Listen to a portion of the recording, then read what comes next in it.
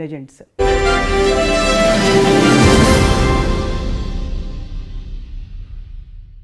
నలభై 5 సంవత్సరాల తన సినీ ప్రయాణంలో పాడిన పాటలు సంఖ్యాపరంగా తక్కువైనా కూడా ఆణిముత్యాల లాంటి పాటలు పాడారు. అన్ని బాణీలని స్పృశించారు.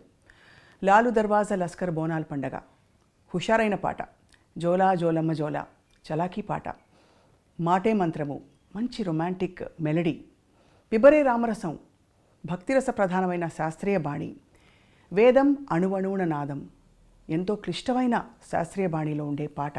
ఇవన్నీ పాడింది మనందరికీ సుపరిచిత గాయని శ్రీమతి ఎస్పి శైలజ. అంతేకాదు తన మాటే మంత్రం అనుకున్నాం కదా, డబ్బింగ్ ఆర్టిస్ట్గా ఎందరికో తన గాత్రదానాన్ని చేసి చక్కగా చక్కటి పాత్రల్ని పండించారు. అంతేకాకుండా గృహిణిగా, గొప్ప అన్నకి చక్కనైన చెల్లిగా తన ప్రయాణాన్ని కొనసాగిస్తూ తన జీవితంలో చూసిన అనుభవాలు, పాడిన పాటలు, మధుర స్మృతుల్ని తలుచుకునే ప్రయత్నం ఇవాల్టి సిల్వర్ స్క్రీన్ లెజెండ్ శ్రీమతి ఎస్పి శైలజ గారితో. ఇవాల్టి మన సిల్వర్ స్క్రీన్ లెజెండ్ శ్రీమతి ఎస్పి శైలజ గారితో మాట్లాడబోతున్నాం. శైలజ గారు నమస్కారం. స్వప్న గారు ఎలా ఉన్నారు? బాగున్నాం, మిమ్మల్ని చూసి ఇంకా బాగున్నాం, ఆనందంగా. 45 సంవత్సరాల కెరియర్ అని మా షో టీం మాట్లాడుతుంటే తెలుసుకున్నాం అనమాట. కానీ మీ గొంతుకి మాత్రం 25 ఏళ్ళు, ఇంకా తక్కువ. ఏం లేదమ్మా, ఏజ్తో తెలుస్తుంది, కొంచెం నాకు తెలుస్తుంది కదా, నా శృతి రేంజ్ తగ్గిందని తెలుస్తుంది. అవునా? బట్ భగవంతుడి అనుగ్రహం అంతే. ఈ మధ్య ఏం పాటలు పాడారు? సినిమాల్లో ఎక్కువ సినిమాల్లో అసలు పాడట్లేదనే చెప్పాలి. బట్ ప్రైవేట్ ఆల్బమ్స్ వాటిలో పాడుతున్నాను. అన్నమాచార్య కీర్తనలు అవి ఈ మధ్యనే పాడడం జరిగింది. కొన్నిటికి ఏదో ఒకటి, ఇటు డివోషనల్ కానీ లేకపోతే ప్రోగ్రామ్స్ కానీ అలా పాడుతూనే ఉన్నాను. ఎస్పి శైలజ గారి పాటలంటే లిస్ట్ ఆఫ్ టాప్ 30 సాంగ్స్, అవి ఎప్పటికీ గుర్తుండిపోయే మంచి మంచి పాటలు పాడారు మీరు. Thank you. సో అంటే అవి యాదృచ్ఛికమా అలాంటి పాటలు మీకు రావడం, మీరు పాడాక వాటికి ఆ బరువు వచ్చిందని? అట్లా ఏం లేదమ్మా, నిజంగానే యాదృచ్ఛికం అనే చెప్పాలి. ఎందుకంటే నేను ఫీల్డ్లోకి రావడమే యాదృచ్ఛికం. నేను అసలు ఒక సింగర్ని అవుతానని, కానీ ఇంట్లో కూడా పెద్ద ఎక్స్పెక్టేషన్స్ ఎవరికీ లేవు. బట్ మా మదర్కి మటుకు ఉండేదన్నమాట. అంటే మిగతా సిస్టర్స్ అందరూ మ్యూజిక్ నేర్చుకున్నారు ఇంట్లో. అవును. సో అమ్మకి ఏంటంటే ఒక్క పిల్లైనా ఒక్క పాట పాడితే బాగుండే సినిమాలో అని. బట్ నాన్నగారేమో కొంచెం స్ట్రిక్ట్గా ఉండరు. ఆడపిల్లలు పెద్దక్కలందరూ నేర్చుకున్నారు మ్యూజిక్. అంటే పాడకూడదా, సినిమాల్లో పాడకూడదా? అంటే స్టేజ్ మీద పాడటం కానీ అవన్నీ లేదు. కావాలంటే ఏదైనా కీర్తనలో పాడుకోండి, ఇంట్లో పాడుకోండి, ఏదైనా ఆరాధనోత్సవాలు జరుగుతాయి, త్యాగరాజస్వామి, అక్కడ పాడుకోండి, అంతే. ఆ లెవెల్లో ఆలోచించేవారు నాన్నగారు. అమ్మకి ఏంటంటే అన్నయ్య పాడుతున్నారు కదా ఆల్రెడీ, ఒక్క అమ్మాయి ఒక్క పాట పాడితే చాలు నాకు అని ఆవిడ ఆశ. సో నా దగ్గరకు వచ్చేటప్పటికి ఏమైందంటే కొంచెం సడలింపు వచ్చింది. అంటే స్కూల్ ద్వారా వచ్చింది. స్కూల్లో కాంపిటీషన్స్లో పాడటం, ప్రైజులు రావటం. అవును. సో అమ్మ అది బాగా ఎంకరేజ్ చేసేవారు. అంటే కాంపిటీషన్స్ వరకు నాన్న ఒప్పుకునేవారు, కానీ ప్రోగ్రామ్స్కి వెళ్ళటం, స్టేజ్ మీద పాడటం ఒప్పుకునేవారు కాదు. నాన్నగారికి తెలియకుండా పంపించేవారు అమ్మ. నేను కూడా అది పెద్ద సీరియస్గా తీసుకోలేదు. ఏదో పాడుతున్నాను తెలుసు, పాటలు నేర్చుకోవడం ఇష్టం. పెద్ద మనకి వెసులుబాటు కూడా ఉండేది కాదు. అంటే టేప్ రికార్డర్స్ అలా కాకుండా నేను రేడియోలో వినడం, అక్కయ్య దాన్ని నాకు చెప్పడం, రాసుకోవటం, అట్లా నేర్చుకున్నాను నేను. ఎలాంటి పాటలు అప్పుడు నేర్చుకునేవి? అప్పుడు ఎక్కువగా సుశీల్ గారి పాటలే. అసలు రేపల్లె వేచను, రాధకు నీ వేర ప్రాణం, ఇవన్నీ అనమాట. నీ దయరాధ, పూజలో సాంగ్స్ అన్నీ సుశీల్ గారి పాటలు, అందరి పాటలు నేర్చుకునేదాన్ని. ఒక పెద్ద చేంజ్ ఏంటంటే అప్పుడు యాదోంకి బారాత్ రిలీజ్ అయింది. ఆ పాటలు అసలు ఎక్కడికో తీసుకెళ్ళిపోయాయి. ఇలా కూడా చేంజ్గా ఉంటున్న పాటలు అంతే తప్పించి నేను సినిమాల్లో పాడాలి అనే ఉద్దేశం అయితే నాకు లేదు. అంటే అనుకున్నా మహా అయితే ఒక పాట పాడతానేమో, అంతే. చదువు మీద, కాంపిటీషన్స్ మీద, వీటి మీదే జాస్ ఉండేదన్నమాట. తర్వాత స్పోర్ట్స్లో ఉండేదాన్ని నేను. నేను ఖోఖోలో స్టేట్ సెలెక్ట్ అయ్యాను అనమాట. సో వాటి మీద ఇంట్రెస్ట్ ఉండేది. అవి ఎప్పుడు ఆంక్షలు లేవా ఆడపిల్లలు స్పోర్ట్స్ ఆడడం ఏంటి? అది కూడా అంటే మాది ఆడపిల్లల స్కూలే కదండి. ఓన్లీ అబ్బాయిలతో ఏం లేదు, అమ్మాయిలతోనే, ఆడపిల్లల స్కూల్స్తోనే కాంపిటీషన్స్ ఉండేవి. అందుకని నాన్నగారు దానికి ఏమనేవారు కాదు. సెలెక్షన్స్ అప్పుడు మటుకు కొంచెం భయపడ్డారు. ఏలూరులో సెలెక్షన్స్ అయింది, స్టేట్ సెలెక్షన్స్. అప్పుడు ఎలా పంపించాలి అని టీచర్లు అందరూ వచ్చి పర్వాలేదు మేము తీసుకెళ్తామని చెప్పి జాగ్రత్తగా తీసుకెళ్లారు. మా కజిన్స్ ఉన్నారు ఏలూరులో, అక్కడే ఉండాలి అని అన్నీ చెప్పి మొత్తానికి సెలెక్ట్ అయ్యాను నేను. ఆంధ్రా నుంచి నేను ఒక్కదాన్ని స్టేట్ సెలెక్షన్లో నెల్లూరు డిస్ట్రిక్ట్ నుంచి నేను సెలెక్ట్ అయ్యాను అనమాట. అబ్బాబ్బా, అంత ఖోఖో? ఖోఖోకి. సరే అప్పుడు యాక్చువల్గా ఇంకా నేను నేషనల్ సెలక్షన్కి వెళ్ళాలి. సో అదే టైంకి నాకు ఫస్ట్ పాట పాడే ఛాన్స్ వచ్చింది. ఆట కాదు పాట దీంట్లోకి వచ్చాను అనమాట. అట్లా జరిగింది.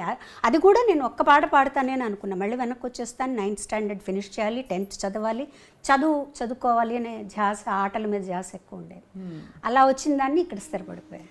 అప్పట్లో మీరు పాడుతున్నప్పుడు అన్నయ్య మీ పాట విని ఎలా స్పందించేవారు? కరెక్ట్ చేసేవారా? నాన్నగారు కరెక్ట్ చేసేవారా మీ పాటని? గమకం ఇలా వనాలమ్మా, లేకపోతే ఇది ఇంకా ఈ శృతిలో ఇలా పాడాలని చెప్పి? కానీ నాన్నగారు పెద్దగా ఏ కరెక్షన్ అంటే అంతగా వినేవారు కాదు. అప్పట్లో ఏదన్నా వస్తే రేడియోలో రావటం, లేదంటే మేము రికార్డ్ చేసుకొని చెన్నై నుంచి నెల్లూరు వెళ్ళి నాన్నగారికి వినిపించడం మేము వెళ్ళినప్పుడు అలాగే జరిగేదన్నమాట. సో అన్నయ్య మటుకు చెప్పేవారు. నేను పాడిన వేరే పాటలు కూడా విని ఎక్కువగా నాకు నా మీద సుశీల్ గారి ఇన్ఫ్లుయెన్స్ ఉండేది విపరీతంగా. ఆ స్పష్టత తెలుస్తుంది పలుకులో, చాలా ఉండేదన్నమాట. సో ఎప్పుడు నన్ను హెచ్చరిస్తూ ఉండేవారు అన్నయ్య, నువ్వు సుశీల్ గారి లాగా పాడావంటే మటుకు ఉండలేవు ఇండస్ట్రీలో. ఎందుకంటే ఆవిడ ఉన్నారు, ఆవిడ పాటలు పాడడానికి, ఆవిడ పాటే నువ్వు పాడితే ఇంకెందుకు, నువ్వెందుకు, ఆవిడే ఉన్నారు కదా అని చెప్పేవారు. మొత్తానికి ఏమైందంటే తమిళ్లో పాడేటప్పటికి నా ఒరిజినల్ వాయిస్ నాకు తెలిసింది. వేరే ఏలియన్ లాంగ్వేజ్ అప్పటి వరకు నాకు తెలియదు తమిళ్లో ఎలా పాడాలి, నా ఒరిజినాలిటీ బయటకు వచ్చిందనమాట.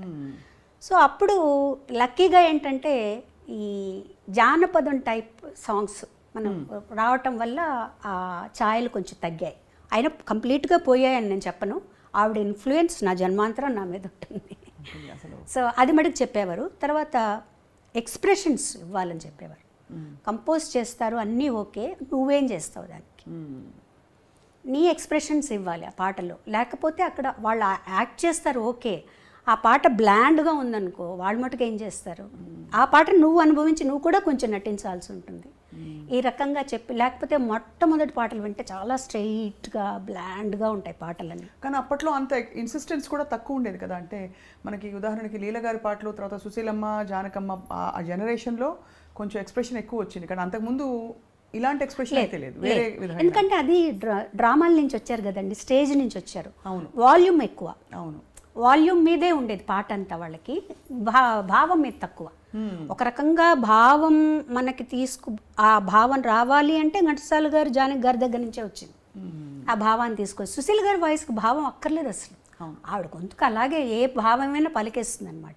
సో వాటి నుంచి నెమ్మదిగా దాటుకుంటూ ఎలా దాటుకోవాలి, మైక్ సెన్స్, మైక్ వాయిస్ని ఎంతలా ఉపయోగించుకోవాలి, మైక్ ముందు ఎలా పాడాలి, స్టేజ్లో మైక్ ముందు ఎలా పాడాలి, ఇవన్నీ వీళ్ళందరినీ చూసి నేర్చుకున్నాను. మీరు పాడే టైంకి కూడా ట్రాక్ సిస్టమ్ ఉండిందా, లేక కొంత నేను లేదండి, ట్రాక్ లేదు, లైవ్. అంటే సింగిల్ టేక్ ఆర్టిస్టులు అందరూ కలిసి వాయించడం అంతే.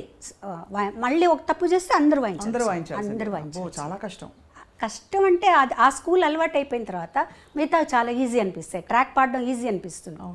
ఎందుకంటే అక్కడ చాలా జాగ్రత్తగా ఒక 30 పీస్ ఆర్కెస్ట్రా ఉందనుకోండి, పక్కన కో ఆర్టిస్ట్ ఇంకో చోటుకి వెళ్ళాలనుకోండి, ఇవన్నీ దగ్గర పెట్టుకోవాలి మనం. సో ఆ స్ట్రెస్ కూడా ఉంటుంది. అమ్మో నేను తప్పు చేస్తే అంత ఆగిపోతుంది, అన్నీ మొదటి నుంచి మొదలు పెట్టాలి అని చెప్పి చాలా జాగ్రత్తగా. బట్ మీరు బాగా గమనిస్తే వాటికి ఉండే ఏమంటారు ఆ క్లారిటీ, ఆ పాటల్లో ఉండే క్లారిటీ మీకు ట్రాక్ సిస్టమ్స్ అవన్నీ వచ్చేసాక అంత క్లారిటీ లేదు చూడండి. అవును, అది డెఫినెట్గా ఉంటుంది. తర్వాత పోటీ ఉంటుంది, పాడాలి, ఇంకా ఇంప్రూవ్ చేయాలి. పక్క వాళ్ళు ఏం పాడుతున్నారు, వాళ్ళు ఎలాంటి ఎక్స్ప్రెషన్స్ ఇస్తున్నారు, మనం ఎలాంటివి ఇవ్వాలి అనే పోటీ. మీరు వసంత గారు కలిసి పాడారు కదా అప్పుడు పాట, ఫస్ట్ సాంగ్ అదే. ఫస్ట్ సాంగ్ మీరు కలిసి, యాక్చువల్లీ మీరు హైదరాబాద్ వస్తే మళ్ళీ మిమ్మల్ని తిరిగి కాంపిటీషన్కి వచ్చాను హైదరాబాద్కి, all India some singers competition. మన చిత్తరంజన్ గారే దానికి జడ్జిగా వచ్చారు. ఆ రోజు పాడేసి లక్కీగా నేను వసంత ఇద్దరం పాడేసి ట్రైన్ ఎక్కాము. ఇద్దరు కలిసి పాడారా? లేదు, తను ఒక సాంగ్ నేను ఒక సాంగ్. తనకు ఫస్ట్ ప్రైజ్, నాకు సెకండ్ ప్రైజ్ వచ్చింది ఆ కాంపిటీషన్. తనేమో రారయ్య పోయిన వాళ్ళు అని గాజులకి స్టైల్లో ఒక పాట పాడింది.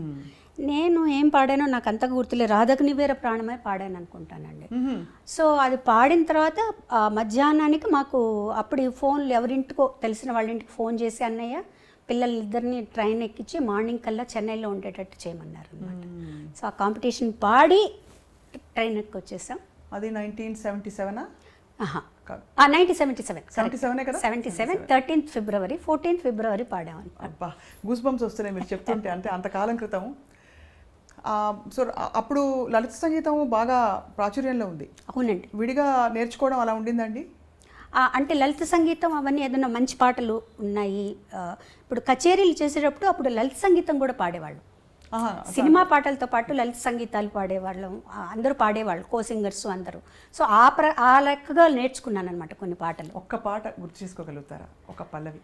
లలిత సంగీతమా? మీ ఇష్టమైన పాట. లలిత సంగీతం ముఖ్యంగా ఎందుకంటే అది మనకి తరచుగా వినిపించదు. ఇది యాక్చువల్గా నేను పాడే ఈ లలిత సంగీతం ఏంటంటే చాలా ప్రాచుర్యం పొందింది, కానీ ఎవరు రాశారు, ఎవరు కంపోజ్ చేశారని తెలియదు. మా సిస్టర్ రాసింది, తనే కంపోజ్ చేసింది అనమాట. ఇది అప్పుడు డీడీలో వచ్చింది, నేను అన్నయ్య గారు పాడేటప్పుడు అన్నమాట. నిన్ను పిలిచాను వెదకి అలిశాను, అయినా కానరాకున్నావు నీవు. నిన్ను పిలిచాను వెదకి అలిశాను, అయినా కానరాకున్నావు నీవు. మురళిని మ్రోగించు జాలిని చూపించు, మురళిని మ్రోగించు జాలిని చూపించు, లాలించి పాలించి కరుణ చూపించు, నన్ను లాలించి పాలించి కరుణ చూపించు. నిన్ను పిలిచాను వెదకి అలిశాను, అయినా కానరాకున్నావు నీవు. మీరే గుర్తుపెట్టుకున్నారు చక్కగా. ఎంత చక్కటి పాట, ఎలా మర్చిపోతామండి ఈ పాట. మేము పెరుగుతున్నప్పుడు ఈ పాటలన్నీ కూడా వినికిడి మీద చాలా ఇష్టమైన. ఇప్పటికీ ఈ మధ్యలో కూడా టెలికాస్ట్ అవుతుంది. నిత్య సంతోష్ గారు ఫోన్ చేశారు, అది ఎవరు రాశారో కొంచెం చెప్తారా లిరిక్స్ అంటే, మా సిస్టర్ ద్వారా పంపించామన్నమాట అది.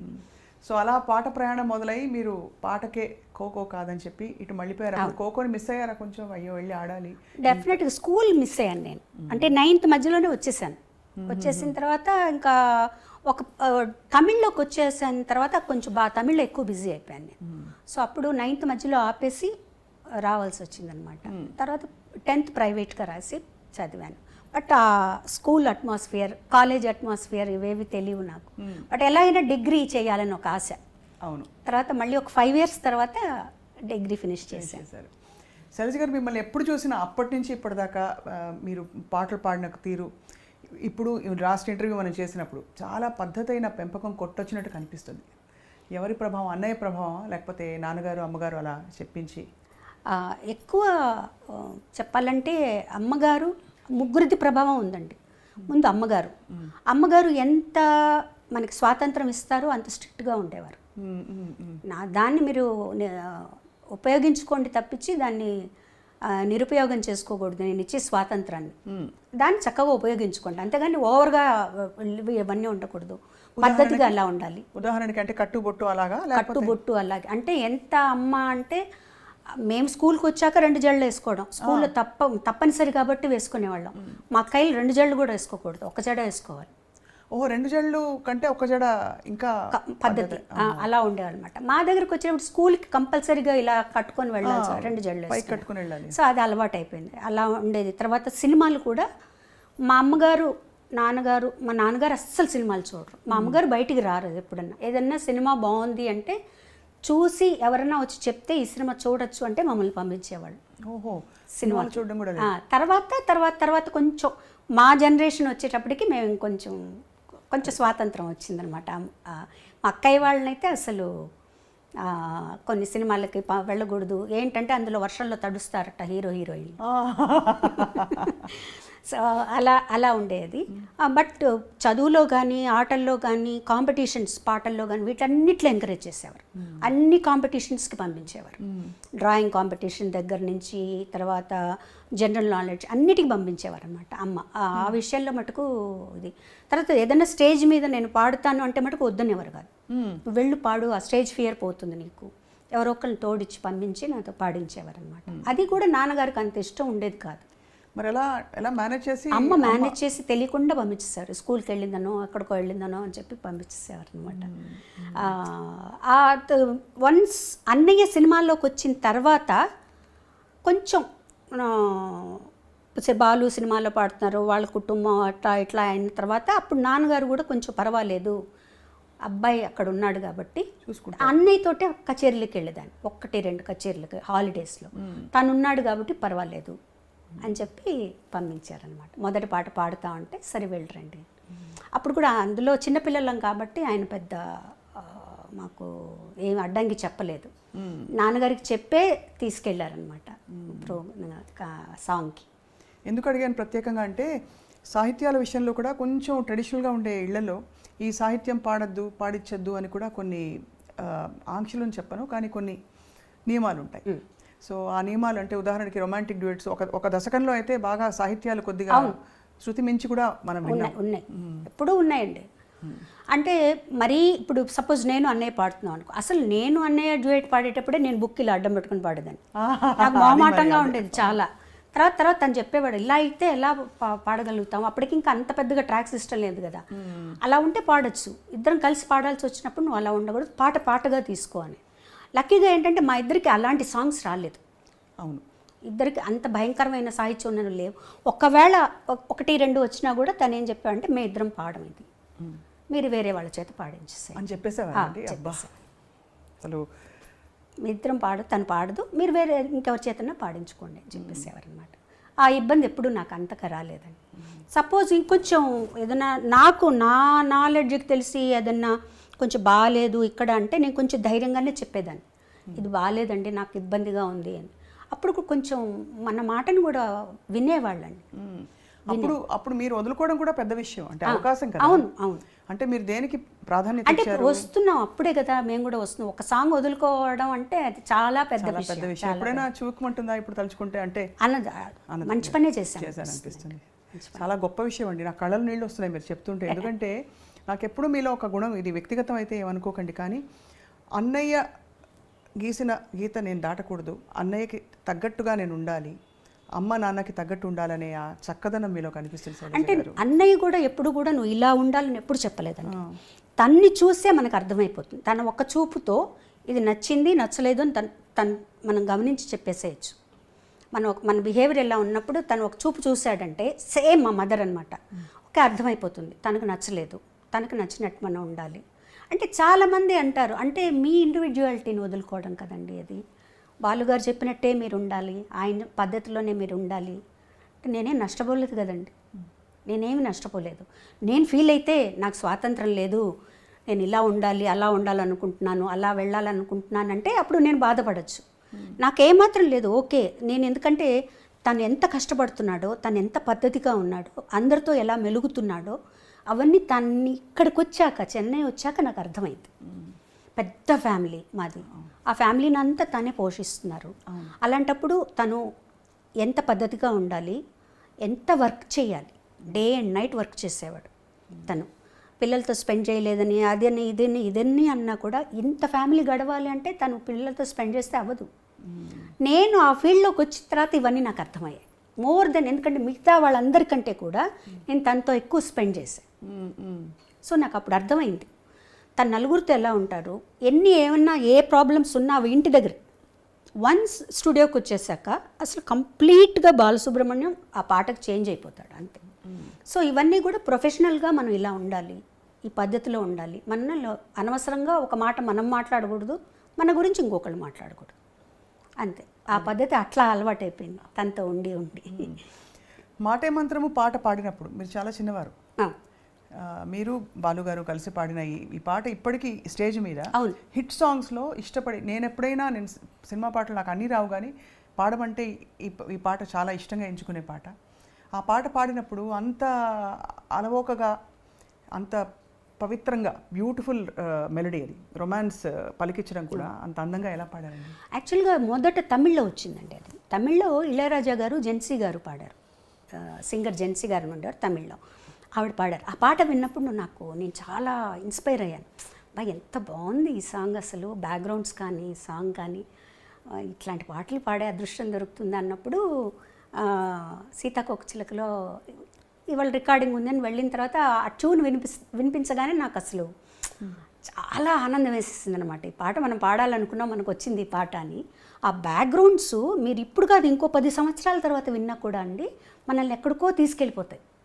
అప్పుడు ఇలా చేశారా, ఇంత మంచి బ్యాక్గ్రౌండ్స్ ఇచ్చారా, ఇంత బ్యూటిఫుల్గా ఒక సాంగ్ కంపోజ్ చేశారా అనిపిస్తుంది. ఎన్నిసార్లు పాడారు మీరు అన్నట్టు, ఆ పాట ఎన్నిసార్లు పాడినా కూడా మనల్ని ఒక లోకల్లోకి తీసుకెళ్ళిపోతుంది. కానీ నేను అన్నయ్య కూడా ఇద్దరం చాలా ఎంజాయ్ చేస్తూ ఆ పాటని చాలా అందంగా రావాలి ఈ పాట అని ఒక తపంతో పాడా నిజంగా. ఆ పైకి వెళ్ళిన ఆ 2 లైన్లు తరే రే రే రే ఓ అదొకటి అందమైనది. ఇది ఒకటి థర్డ్ బ్యాక్గ్రౌండ్. ఆ పాటకంతా ఆయువు పట్టు మూడో బ్యాక్గ్రౌండ్ బిజిఎం తరరరరరరా, అది చాలా అద్భుతంగా ఉంటుందండి. అసలు అది బాగుంటుంది. దాని తర్వాత వచ్చే వైలిన్ బిట్టు అది కూడా అద్భుతంగా ఉంటుంది, చాలా బాగుంటుంది. నిజంగా ఎంజాయ్ చేస్తూ పాడాం. అది పెద్ద పీస్ ఆర్కెస్ట్రా, మళ్ళీ లైవ్లో చేసి అంతా లైవ్ బాబోయ్. అసలు మళ్ళీ మీరు చూడండి, నాకు అంటే అంత లైవ్తో పాడడం, పక్కన అందులో ఒక దిగ్గజం. అవును, ఎస్పి బాలు గారు. ఎంత అన్నయ్య అయితే కూడా అదే బాలుగారి కంటే కూడా అన్నయ్యగానే భయం ఎక్కువ అనమాట. ఎందుకంటే తను ఎలా పాడతాడు, తన క్యాలిబర్ ఏంటో అన్నీ తెలుసు నాకు కదా. పాటని ఇలా నేర్చుకొని పాడేస్తాడు తను. సో కనీసం మనం 50% పాడాలి తనకి మ్యాచ్ అవ్వాలంటే అనమాట. సో ఆ పాట తనతో పాడడం అనేది చాలా చాలా చాలా అదృష్టం అని చెప్పాలంటే నిజంగా. సో తర్వాత మీరు కూచిపూడి ఆర్ట్స్ అకాడమీలో వసంత గారు మాత్రమే నేర్చుకున్నారా, మీరు డాన్స్? వసంత గారు మట్టుగా నేర్చుకున్నారండి. నేను భరతనాట్యం నేర్చుకున్నాను. మీరు భరతనాట్యం నేర్చుకున్నారు?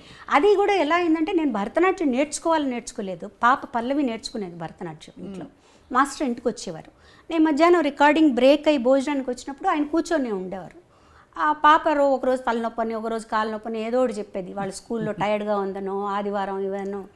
అప్పుడు పాప ఆయన చూస్తే జాలేసి, నాకు ఊరికే చెప్పండి సార్, మీరు ఊరికే కూర్చోన్నారు కదా, నాకు చెప్పండి అని. అలా నేను నేర్చుకుని ఆయన అన్నయ్యతో చెప్పారు. ఆవిడ నా చేత అరంగేట్రం అంతవరకు వస్తుందని కూడా నాకు తెలియదు అసలు. తర్వాత ఇంట్లోకి ఎవరు ఎక్స్పెక్ట్ చేయాలి అరంగేట్రం చేసే లెవెల్కి డాన్స్ చేస్తామని. తర్వాత అరంగేట్రం చేయిద్దామండి అన్నారు. అంటే అన్నయ్య అన్నారు, నాకు తెలిసి తను ఎలా చేస్తుందో నాకు తెలియదండి, అంటే ముందు గజ్జె పూజ చేస్తారు కదా, అది చేద్దాము అని చిదంబరంలో టెంపుల్లో చేసాం గజ్జె పూజ. అప్పుడు అన్నయ్యకి కాన్ఫిడెన్స్ వచ్చింది. ఆ తర్వాత అరంగేట్రం ఏమన్నారు అప్పుడు చూసి మీ డాన్స్? చాలా నేను ఎక్స్పెక్ట్ చేయలేదు అసలు నువ్వు డాన్స్ చేస్తావని. ఇలా ఎవరికీ తెలియదు ఇంట్లో. ఊరికే ఆయన చెప్పేవి నేర్చుకునేవాళ్ళు, నా పాడికి నేను చేసుకుంటూ ఉండేదాన్ని. అది అయిన తర్వాత నేను 2-3 ప్రోగ్రామ్స్ కూడా చేశాను. ICF ఇంటర్గల్ కోచ్ ఫ్యాక్టరీ వాళ్ళకి, తర్వాత కళాసాగర్ వాళ్ళకి చేశాను. కాకపోతే ఏంటంటే డాన్సు, పాట డాన్సు 2 ఎంచుకోవాలంటే ఒకటే ఎంచుకోవాలంటే బాగా స్టామినా కావాలి డాన్స్కి. తర్వాత స్వెట్ విపరీతంగా పోతుంది మీకు.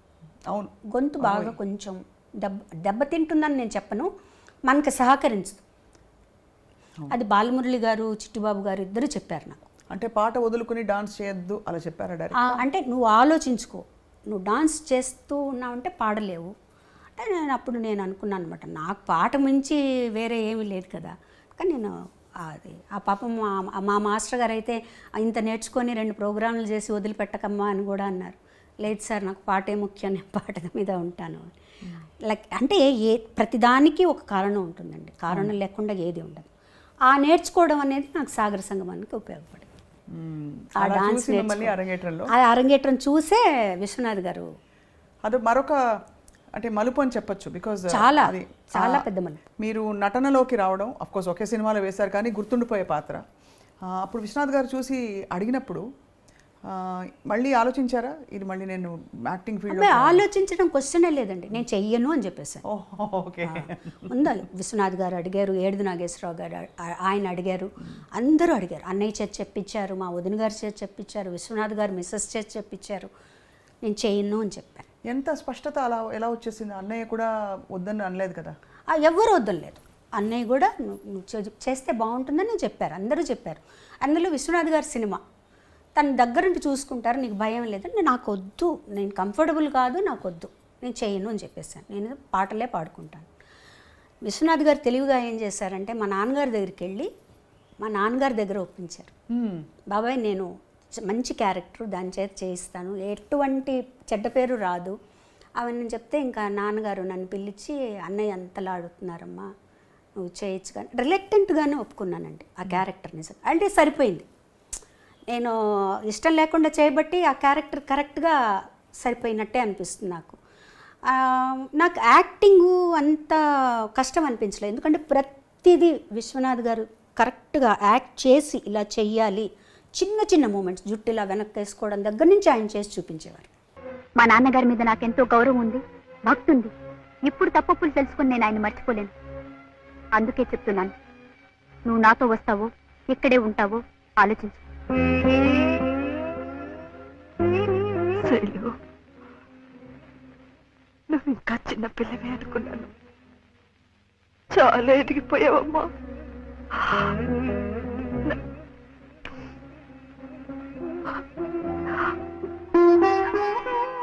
నన్ను వదిలి వెళ్ళిపోతావా? మన ఇంటి గౌరవం మనల్ని వదిలి వెళ్ళిపోయే ముందు నేనే నా జాగ్రత్త పడ్డం మంచిది. అందుకే ఇప్పటికీ మించిపోయింది లేదు. ఎవరిని కావాలనుకుంటున్నావో ఆలోచించుకో.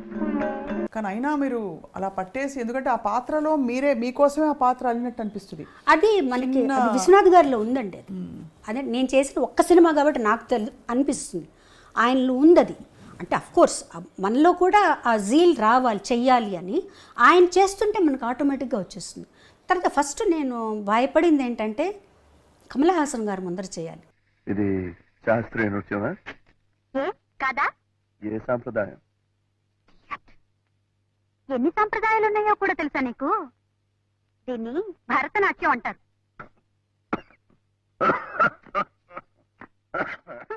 అమ్మో, అది నాకు అసలు నాకు వచ్చే ఆయన చెప్పినట్టు ఏదో కోతులు అవి గెంతులు వేస్తున్నట్టు, భూతాలు దయ్యాలు అన్నట్టు ఆ నా డాన్స్ సినిమా డాన్స్కి సరిపోదు. ఎందుకంటే సినిమా డాన్స్లో అన్నీ మిక్స్ అవుతాయండి, కథక్ అన్నీ మిక్స్ చేస్తారు, కూచిపూడి ఎక్కువగా ఉంటుంది శేషు మాస్టర్ గారికి డాన్స్లో. అందులో ఆ సినిమాకి 3 డాన్స్ మాస్టర్లు. సో ఇలా అందులో ఒక పాటకి శేషు మాస్టర్ గారు, ఒక పాటకి రఘురామ్ మాస్టర్ గారు. నాకు వేదానికి రఘురామ్ మాస్టర్ గారు, ఓం నమ శివాయకి శేషు మాస్టర్ గారు. శేషు మాస్టర్ గారు అయితే 1 వీక్ నాకు రిహార్సల్స్ ఇప్పించారు. అంటే పాట పెట్టి రిహార్సల్స్ అంత రిహార్సల్ చేసి అంతా ఓకే చేసుకున్న తర్వాత సెట్కి వెళ్ళిపోయిన తర్వాత విశ్వనాథ్ గారు ఈ మూమెంట్ మార్చేద్దాం, ఆ మూమెంట్ ఇలా మార్చేద్దాం. నాకు భయం వచ్చేసేది, బాబోయ్ నేను చేయలేనేమో అని. కానీ చేయించారు, బాగా చేయించారు. నీకేం భయం లేదు, నువ్వు టైం తీసుకో అని. బట్ డాన్స్ కొంచెం కష్టపడ్డాను, కానీ నటన మటుకు విశ్వనాథ్ గారు చెప్పినట్టే చేశాను. ఆయన ఎలా చెప్తే అలా చేశాను. ఏమిటి మమ్మీ, ఉన్నట్టుండి ఎక్కడికి ప్రయాణం? డాక్టర్ తాతగారింటికి.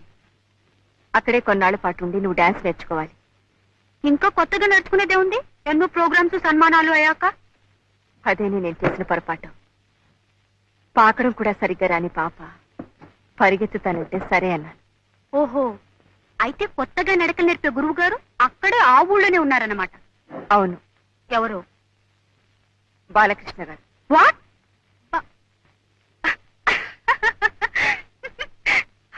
Are you joking? నీతో వెళ్ళకూడలేమిటి? కానీ టైమింగ్ నో.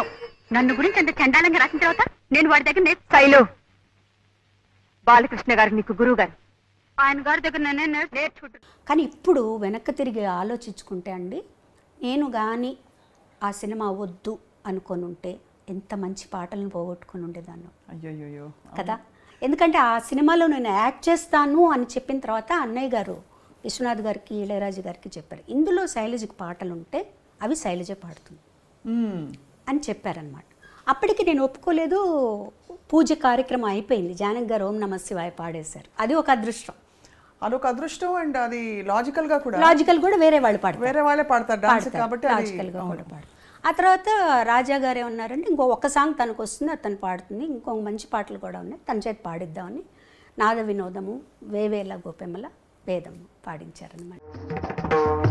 నాద వినోదము నాట్య విలాసము పరమ సుఖము పరము, అభినయ వేదము సభకనువాదము సలుపు పరమ పదము, భావములు భంగిమలు గానములు గమకములు, భావములు భంగిమలు గమకములో ఆంగికమౌతపమీ గతి సేయగ నాద వినోదము నాట్య విలాసము పరమ సుఖము పరము అభినయ వేదము అనువాదము సలుపు పరమ పదము.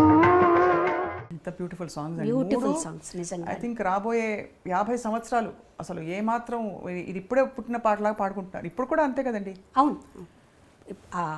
తర్వాత ఇంకోటి ఏంటంటే ఆ టైంలో ఆ పాటలు నా చేత పాడించాల్సిన అవసరం లేదు వాళ్ళకి. సుశీల్ గారు ఉన్నారు, జానక్ గారు ఉన్నారు, వాణిజ్యరామ్ గారు ఉన్నారు. ఇంతమంది ఉన్నప్పుడు నా చేత ఇప్పుడు నేను పాడింది అనుకోండి, నా చేత పాడించవచ్చు. మిగతా పాటలు కూడా నా చేత పాడించాల్సిన అవసరం లేదు. అంత మంచి సాంగ్స్ వచ్చాయి నాకు.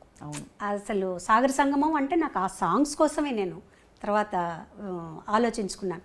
యాక్టింగ్ అన్ని పక్కన పెట్టేద్దాం. అండ్ అది కూడా రికార్డింగ్కి వెళ్ళినప్పుడు మీరు ఇబ్బంది పడి భయపడ్డారు, మళ్ళీ నేర్చుకుని ప్రాక్టీస్ చేసుకురా. వేదం సాంగ్ అలాగే అయింది. అంటే అన్ని లైవ్ సాంగ్. వేదం లైవ్గా తీసామండి. లైవ్ అక్కడికి వెళ్ళి నేర్చుకున్నాం. అక్కడికి వెళ్ళి అప్పుడే నేర్చుకుని అప్పుడే పాడడం. అది స్వరం నేర్చుకున్నామండి. ఫస్ట్ మేము స్వరం చెప్పారు నాకు. అసిస్టెంట్ గారు ఏం చేస్తారంటే మా స్వరం పాడాలి, మీరు స్వరం నేర్చుకోండి. నేను స్వరం పాడడం ఎప్పుడు ఈజీ, అకారం కంటే కదా. స్వరం పాడేశాను. మానిటర్లో విని ఇళయరాజా గారు అన్నారు, స్వరం కాదు నాకు ఆలాపన కావాలి అన్న. రావట్లేదు ఆ ఫాస్ట్నెస్కి ఆలాపన. నేను చాలా టెన్షన్ పడిపోయాను. అన్నయ్య వేరే చోటుకి వెళ్ళాలి, వాళ్ళు ఇంత మంచి పాట ఇచ్చారు, పాడతా అసగం భయం.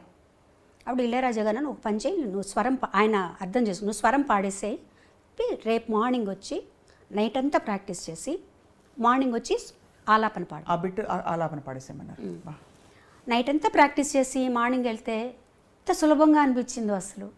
అంటే నేను అడిగాను, ఏంటి సార్ నిన్న రాలేదు ఇవాళ ఎట్లా వచ్చిందంటే, సాధనమ్మా అంతే, నిన్న టైం లేదు నీకు పట్టుకోవడానికి, రాత్రంతా ప్రాక్టీస్ చేసో సాధన ఉంటే ఆటోమేటిక్గా వస్తుంది.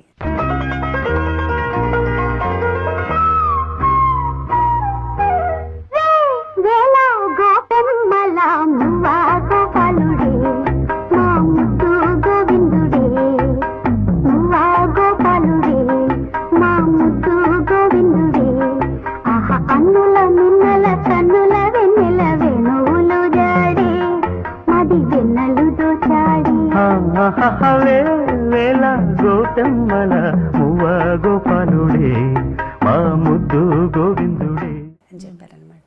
సో అదొక మంచి ఎక్స్పీరియన్స్ నాకు. ఆ పాట రూమ్లోకి వెళ్ళి తలుపేసుకొని ఇంక అదే పని నాకు. ఎంత హై పిచ్ అండి వేవేళ గోపమ్మల. అది కూడా రెండు చాలా హై పిచ్. ఆ హమ్మింగ్ తీసుకోవడం ఒకటి, అదే పాటకు మళ్ళీ యాడ్ చేయడం కూడా అంతే ఫాస్ట్లో వస్తుంది అమ్మాయి. ఆ హమ్మింగ్ పాడుకుంటూ వస్తుంది. అవును, అది ఒక టెన్షన్ నాకు డాన్స్లో ఆ పాటకి. అది మీరు యాక్ట్ చేస్తున్నప్పుడు ఎంత యాక్టింగ్ మీద ఆ షాట్ మీద దృష్టి ఉన్నా నా పాట వినిపిస్తోంది అనే ఒక మధ్య మధ్యలో ఇక్కడ ఎక్కడన్నా ఏమన్నా తప్పులు పాడనా సింగర్కి తప్పదుగా, ఎప్పుడు తప్పకుండా ఉంటుంది. ఎన్ని పాడినా ఎంత చేసినా మళ్ళీ అక్కడ ఆ టెన్షన్ ఉంటుంది మనకి. కానీ ఇట్స్ ఒక గ్రేట్ ఎక్స్పీరియన్స్ అండి నిజంగా. సాగర సంగమం అనేది నాకు ఒక చిరునామా నిజంగా. ఇప్పుడు వెనక్కి తిరిగి చూసుకుంటే ఒక చిరునామా.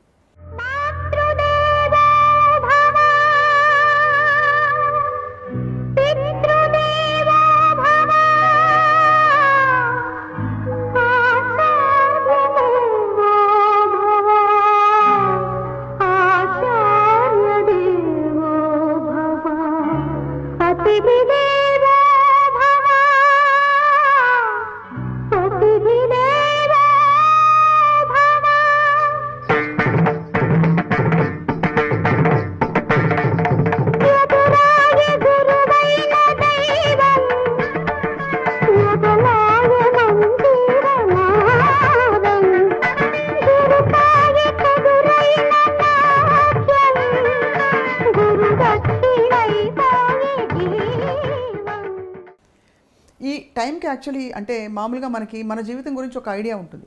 మనం ఇలా ఉండాలి, ఇది అవ్వబోతున్నాను నేను అని. ఆ పాటకి మీకు మైండ్లో బాగా సెట్ అయిపోయి ఉంటుంది. అంటే మీరు సింగర్ అయిపోయారని, అప్పటికే చాలా పాటలు పాడారు. But singing is my life and my career అని ఆ క్షణం ఏ క్షణంలో మీకు అర్థమైంది? ఊరికే ఒకటి అర పాటలు వస్తూ అవకాశాలు వస్తూ పాడడం అది ఓకే, బట్ నేను పాట కోసమే పుట్టాను, పాట మాట నాకు అని చెప్పి ఎప్పుడు అర్థమైంది?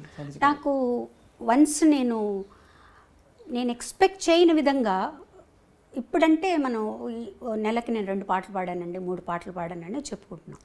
నేను ఎక్స్పెక్ట్ చేయని విధంగా ఒక రోజు 7 పాటలు పాడాను. ఒకరోజు 7 పాటలు పాడాను. ఒక నెలలో 30 పాటలు పాడాను. ఆ, సో ఇలా ఉన్నప్పుడు నాకే ఆశ్చర్యం వేసే, అసలు నా చేత ఇలా పాడిస్తున్నారు వీళ్ళు. అంటే నాకెప్పుడు నా మీద నాకు ఒక తక్కువ అభిప్రాయం ఇప్పుడు ఉంది, ఎప్పుడు ఉంటుంది అది. అంటే ఒక సింగర్కి ఉండవలసిన లక్షణాల కంటే కూడా ఎక్కువ అభిమానం వచ్చేసిందేమో నా మీద జనాలకి అనే ఇది నా క్యాలిబర్ ఇంతేనేమో. ఎందుకు అనిపించింది అలాగా? ఎందుకు అనిపించింది అంటే ముఖ్యంగా సాగర సంగమంలో పాట నేను ఇది పాడలేకపోయానే అని కొన్ని పాటలు పాడలేకపోయినప్పుడు అట్లా అనిపించేది అనమాట. మళ్ళీ తర్వాత కొంతమంది సింగర్స్ కొన్ని చెప్పేవాళ్ళు, లైక్ యేసుదాస్ గారు, వీళ్ళందరూ అనేవాళ్ళు ఎప్పుడు అలా ఇన్ఫీరియారిటీ కాంప్లెక్స్ ఉండకూడదు. నీకు ఒక సాంగ్ వస్తుందంటే అది నీ వల్ల వస్తుందా? కాదు, భగవంతుడు పంపిస్తున్నాడు, ఈ పాట అమ్మాయికి ఇవ్వాలి అని, అంతే పాడాలి. మనకి ఇచ్చింది మనం వదులుకోకూడదు. మనం అన్నయ్యకి కూడా చెప్పేవారు ఆయన. అన్నయ్య కూడా ఇదే ఆలోచనలో ఉండేవారు. నాకు రావాల్సిన దానికంటే ఎక్కువ వచ్చేసిందేమో, పేరు ప్రఖ్యాతులు, నేను ఇంకా సాధన చేయాలేమో, ఇవన్నీ ఉండేవి అనమాట. ఆయన చెప్పేవారు ఎప్పుడు అలా అనుకోవద్దు, మీకు ఈ పాటలు ఎందుకు వస్తున్నాయి, వాళ్ళు ఏమైనా ఊరికే పిలిచి మీరేమైనా వాళ్ళకి ఏమైనా లంచాలు ఇస్తే వస్తున్నాయి, రావట్లేదు కదా. వాళ్ళు తలుచుకొని ఈ పాట తలుచుకోగానే మీ పేరు గుర్తొస్తుంది. ఇంతమంది సింగర్స్లో మిమ్మల్ని మీ పేరు ఎందుకు గుర్తొస్తుంది, ఈ పాట మీది, అట్లా అనుకోండి.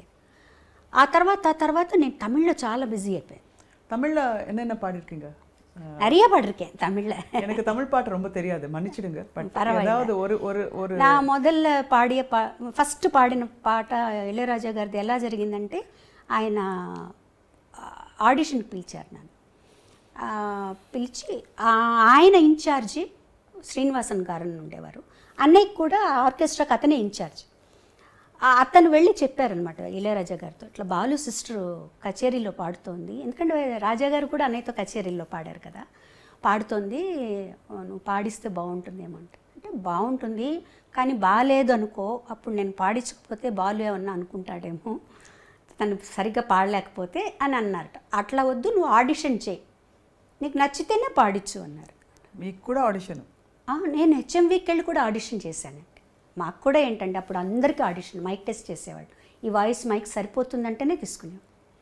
హెచ్ఎంవిలో చేశారు నాకు మా ఆడిషన్. తర్వాత ఏవిఎంలో రాజా గారు పిలిపించారు. పిలిపించి ఏదో పాట పాడమన్నారు, పాడాను. పాడిన తర్వాత ఒకటే మాట అన్నారు, రేపు ఉదయం రికార్డింగ్ వచ్చేసేయి అన్నారు. నాకు అసలు అర్థం కాలే తమిళగా. ఆయన అంటే ఈతను చెప్పారనమాట, రేపు మార్నింగ్ రికార్డింగ్ ఉందట, పూజ నువ్వు పాడుతున్నావు రమ్మన్నారు. నేను నాకు ఇళయరాజా గారని ఆయన పెద్ద అప్పటికే ఎస్టాబ్లిష్ అయిపోయారు. ఆయన సూపర్ హిట్ సినిమాలు వచ్చేసాయని, అన్నకెళ్ళి ఇవన్నీ. ఇంటికి రాగానే అందరూ ఏమైంది ఇంట్లో అందరూ అడిగితే, రేపు మార్నింగ్ రికార్డింగ్ పూజట, నన్ను రమ్మన్నారు సోలో సాంగ్ అంటే, ఓ మా చిన్నన్న అయితే నిజంగా అవును రేపు మార్నింగ్, నేను మామూలుగా రేపు మార్నింగ్ రికార్డింగ్ అట రమ్మన్నారు. రికార్డింగ్కి వెళ్ళాను. నాకు ఏమీ తెలీదు స్వప్న గారు, నిజంగా చెప్పాలంటే ఏమీ తెలీదు. ఒక పెన్ను చేతిలో పెట్టుకున్నాను రాసుకోవడానికి. వెళ్ళి అన్నయ్య ఏం చెప్పారంటే, నువ్వు ఒక ప్రొఫెషనల్ సింగర్గా రాణించాలంటే నీ పాటికి నువ్వు వెళ్ళాలి, నీ వెనకాల ఒకళ్ళు రావాలి, నన్ను దింపాలి, నన్ను తీసుకెళ్ళాలి, అట్లా లేదు, నేను అక్కడ దింపేస్తారు, నువ్వు వెళ్ళి పరిచయం చేసుకొని నువ్వు వెళ్ళు. సరే నాకేంటి, రాజా గారు నిన్ను చూసాం కదా, అలాగే శ్రీనివాసన్ గారు ఉంటారు, భయం లేదని చెప్పి నేను వెళ్ళిపోయి పూజ కార్యక్రమం జరుగుతోంది. నేను ఒక తలుపు పక్క నిలబడ్డా, కూర్చోవాలని కూడా తెలియదు నాకు.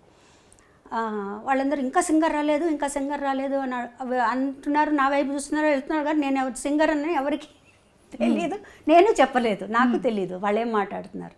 తర్వాత కాసేపు అయిన తర్వాత ఎవరో వచ్చి, పాప నువ్వు పాడతావా, సింగర్వా? అవును, రామ్మా నీకోసం వెయిట్ చేస్తున్నారు రాజా గారు అని తీసుకెళ్ళారు. అలా ఫస్ట్ సాంగే సూపర్ హిట్ సాంగ్ ఇచ్చారు. అది ఇచ్చిన తర్వాత, ఆ పాట అయిపోయిన తర్వాత ఆయన అన్న మాట ఒకటే, ఈ గొంతు నాకు చాలు అన్నారు. అని మధ్యాహ్నం పాట నువ్వు నాతో డ్యూయట్ పాడతావా అని అడిగారు. తప్పకుండా అప్పటికి నాకు తెలిసింది రాజా గారు అంటే ఏంటి, ఇంట్లో వాళ్ళందరూ వాళ్ళ ఎక్స్పెక్టేషన్స్ ఎట్లా ఉన్నాయి, రెండో సాంగ్ కూడా పాడదామని పిలుస్తున్నారని, తప్పకుండా పాడతానండి అని అక్కడే ఉండి 2 సాంగ్స్ పాడి వచ్చాను అనమాట. ఇంత చేసి మీరు ఇంత పాట వెనక, సరే నాన్నగారు చూసి చూడనట్టు కొంచెం ముందు ఎంకరేజ్ చేస్తూనే, నాన్నగారి దగ్గర డైరెక్ట్గా మీరు ఏమైనా పాట, హరికథ కానీ పాట కానీ నేర్చుకున్నారు? నాన్నగారు ప్రతి సంవత్సరం త్యాగరాజ ఉత్సవాలు చేసేవారండి నెల్లూరులో, ఆరాధనోత్సవాలు చేసేవారు. ఆయనకి మా అమ్మగారికి ఏంటంటే ఎప్పుడైనా సరే నేను కానీ అన్నయ్య కానీ లేకపోతే మా చిన్న చెల్లెలు కానీ హరికథ చెప్పాలి అని చాలా ఇంట్రెస్ట్గా ఉండేది. అన్నయ్యకి కూడా ఉండేది అది. నేను కొంచెం నేర్చుకున్నాను కానీ నాకెందుకు కొంచెం సిగ్గు అనిపించేది హరికథ. కానీ నాన్న దగ్గరికి వెళ్ళి చెప్పాను, నాన్న నేను హరికథ చెప్పలేను కానీ నాకు ఒకసారి ఒక 15 నిమిషాలు టైం ఇస్తే నేను పాడుతాను అన్నాను. ఆయనకి చెప్పారు సినిమా పాటలంతా పాడకూడదు, త్యాగరాజ స్వామి కీర్తనలే పాడాలి అని. అట్లాగే నన్ను ఒక 3 కీర్తనలు నేర్చుకుని నేను పాడతాను, తప్పకుండా పాడతాను. అలా అప్పుడు కూడా ఏం చేశారంటే ఆయన 3 గంటల స్లాట్ ఇచ్చారు, చిన్నపిల్లలందరూ పాడే స్లాట్లో పాడించారనమాట. సో దానికి మా ఇంటి నుంచి అందరూ కదిలొచ్చి అదేదో నేను పెద్ద కచేరీ చేస్తున్నట్టు అనమాట. అమ్మ, కజిన్స్, సిస్టర్స్ అందరూ వచ్చి కూర్చొని విని మా అమ్మ నాన్నగారిని అడిగింది ఎలా పాడిందంటే, పర్వాలేదు ఆ 3 గంటలు ఆ పిల్లలకి దానికి కరెక్ట్గానే పాడింది, పర్వాలేదు ఇంకా సాధన చేయాలి అనేవారు. ముఖ్యంగా అలాంటి పాటలు ఏదన్నా నేను కాంపిటీషన్లో పాడుతున్నానన్నప్పుడు మటుకు దగ్గర కూర్చోపెట్టుకొని తాళం అది చెప్పి ప్రాక్టీస్ చేయించేవారు నాన్నగారు. మంచి పాటలు పాడుతూ ఒక్కసారి ఒక కాంపిటీషన్కి పెండ్యాల గారు జడ్జిగా వస్తున్నారు. సో అది చెప్పాము నాన్నగారికి, ఇట్లా పెండ్యాల గారు జడ్జిగా వస్తున్నారు, నేను పాడుతున్నా అంటే ఆషామాషి పాటలన్నీ పాడకూడదు, నువ్వు పాడితే మంచి పాట పాడు అంటే, నేను పూజలు పూలు తెచ్చాను పాడదాం అనుకున్నాను. వద్దు అంత సింపుల్ సాంగ్ పాడకూడదు, వచ్చేవారు ఎవరనుకుంటున్నావు పెండ్యాల గారు అంటే, అప్పుడు దాంట్లోనే నీ దయరాదా తీసుకున్నాను అనమాట. అది కూర్చోబెట్టి పాడించి మా నాన్న తాళం వేయించి మొత్తానికి ప్రైజ్ వచ్చేసిందిగా, ఫస్ట్ ప్రైజ్. అబ్బో. సో ఆయన వచ్చి మాట్లాడి ఆశీర్వదించి తర్వాత ఆయన మ్యూజిక్ డైరెక్షన్లో పాడాను. సో నేను అప్పుడు ఆయనకు చెప్పాను అనమాట, గురువుగారు మీకు గుర్తుందో లేదో కానీ మీరు నెల్లూరు వచ్చారు, నేను కాంపిటీషన్లో పాడాను. అవునా తల్లి నాకు గుర్తులేదమ్మా, చిన్నదాని ఏంటో అప్పుడు అన్నారనమాట. సో అంత అసలు ఇవన్నీ ఎక్స్పెక్ట్ చేయనివ్వండి. రాజేశ్వరరావు గారు, పెండ్యాల గారు, కేవి మహాదేవన్ గారు, గోవర్ధనం గారు, వీళ్ళందరి దగ్గర పాడటం అనేది అసలు చాలా గొప్ప, అంటే అదృష్టం అని చెప్పాలి. చాలా మీ పాట కూడా అంత ఒరిజినల్ పాట అని అంటారు కదా, అంటే గొంతుకల్లో ఎక్కడ అప్పుడులో ఫాల్స్ వాయిస్లని రకరకాల అంటే సిస్టమ్స్ వచ్చాయి, ఇలా పాడొచ్చు అని కూడా వచ్చి. అవును. బట్ అలా కాకుండా కానీ మీ తరంలోనే మీరు చిత్రగారు సమకాలికులుగా. అవునండి. మీ పాటల బాణీల్లో చాలా వ్యత్యాసం ఉంటుంది. ఆవిడదొక స్టైల్ ఆఫ్ సింగింగ్, మీరు స్టైల్ ఆఫ్ సింగింగ్. ఎప్పుడైనా ఇది మీకు అంటే కంపారిటివ్ ఇది వచ్చిందా, అంటే మీరు కలిసి పాడడం లేకపోతే అలాంటి సందర్భాలు వచ్చాయా? వచ్చాయండి, చాలా సందర్భాలు వచ్చాయి. మీ ఇద్దరం చాలా బెస్ట్ ఫ్రెండ్స్ అసలు యాక్చువల్గా చెప్పాలంటే. చాలా ప్రోగ్రామ్స్ చేసాం, అన్నయ్య కూడా లేకుండా నేను చిత్రాన్నే చేసామన్నమాట. టూర్ చేసాం, అమెరికా టూరు. మా ఇద్దరిలో ఎప్పుడు కూడా ఒక జెలస్ అని కానీ ఏది లేదండి. ఒక్కసారి నేను పాడిన పాట మళ్ళీ తన చేత పాడించేవారు. తను నాకు ఫోన్ చేసేది, శైలా ఇట్లా నువ్వు పాడిన పాట నన్ను పాడమని అడుగుతున్నారు అంటే మీ వాయిస్ తీసి పాడించే. నేను ఆల్రెడీ రికార్డ్ చేసేసింది. ఎందుకు అలా జరుగుతుంది? అందులో మీరు అంటే ఇది సున్నితమైన ప్రశ్న కానీ మీ పాట అంత బాగుంది ఒకటి. రెండోది మీరు ఎస్పి బాలు గారి సోదరి. అట్లా కాదండి, ఇక్కడ అలా ఉండదు. ఆ టైంలో ఎవరు హైలైట్గా ఉన్నారు దాన్ని బట్టి ఉంటుంది. అంటే ఎక్కువ ప్రామినెన్స్ ఎవరికి ఉంది అప్పుడు అట్లా కూడా చూస్తారు. మా సినిమాలో చిత్రగారు పాడితే బాగుంటుందండి, మ్యూజిక్ డైరెక్టర్ నన్ను పిలిపి పాడిపించారనుకోండి, లేదంటే ఆ పాట చిత్రగారి చేత పాడిస్తామని. అట్లా తను పాడిన పాటలు కూడా నేను పాడిన ఉన్నాయి. ఓ మచ్చుకు ఒక పాట అంటే మెన్షన్ చేయడానికి, స్వప్న వేణువేదో సంగీత్, అది ఒరిజినల్ నేను పాడాను. తర్వాత చిత్రగారు మిక్స్ చేశారు. అలాగే చిత్రగారు పాడింది నాకు పాట గుర్తులేదు. ఏదన్నా ఉంటే మేము ఇద్దరం ఫోన్ చేసుకుంటాం, ఇట్లా పాడమంటున్నారు, నేను పాడిన శైలాన్ని తను నన్ను అడుగుతుంది, నేను తను అడుగుతాను అనమాట. ఎందుకంటే మా మధ్య ఏ గొడవలు రాకూడదు రేపు ఫ్యూచర్లో. సో మాకు అలాంటివి అసలు ఏమీ లేవు, ఇద్దరు చాలా హ్యాపీగా ఉంటాం. తర్వాత ఇంకొకటి కూడా అండి, ఎవరి టాలెంట్ వాళ్ళది, ఎవరికి ఎంత ఇవ్వాలో భగవంతుడికి తెలుసు. ఏది ఇవ్వాలో, ఎప్పుడు ఇవ్వాలో, ఎంతవరకు ఇవ్వాలో, ఏది మంచిదో అది భగవంతుడికి తెలుసు. దాన్ని మించి మనం ఏది ఆశించకూడదు. మనకి ఏది వస్తే అదే సంతోషం కదా. ఇప్పుడు నాకు ఒక టాలెంట్ నాకు ఉండొచ్చు, దాన్ని మించి తనకు ఒకటి ఉండొచ్చు, దాన్ని మించి నాకు ఇంకొకటి ఉండొచ్చు. సో ఇలా నేను ఏదనుకున్నా కూడా భగవంతుడు నేను ఎంతవరకు హ్యాపీగా ఉండాలి, నేను ఎంతవరకు, ముఖ్యంగా మనలో జలస్ అనేది ఉండకూడదండి. అది ఎప్పుడు మనల్ని ముందుకు రానిదు, ఆనందంగా ఉంచదు. ఫస్ట్ మన్ని లోపల తినేస్తుంది అది. 24 గంటలు దాని మీదే ఆలోచిస్తుంటాం. సో నీ టాలెంట్ ఉండి కూడా నువ్వు జలస్ పెట్టుకున్నావు అంటే లోపల అది బయటికి రాదు కదా ఎలాగూ. నువ్వేం చేయదలుచుకున్నావు, నువ్వు స్టేజ్లో ఎలా పాడదలుచుకున్నావు, నీకు ఇచ్చిన పాట నువ్వు ఎలా పాడతావు, అంతే. అంతే.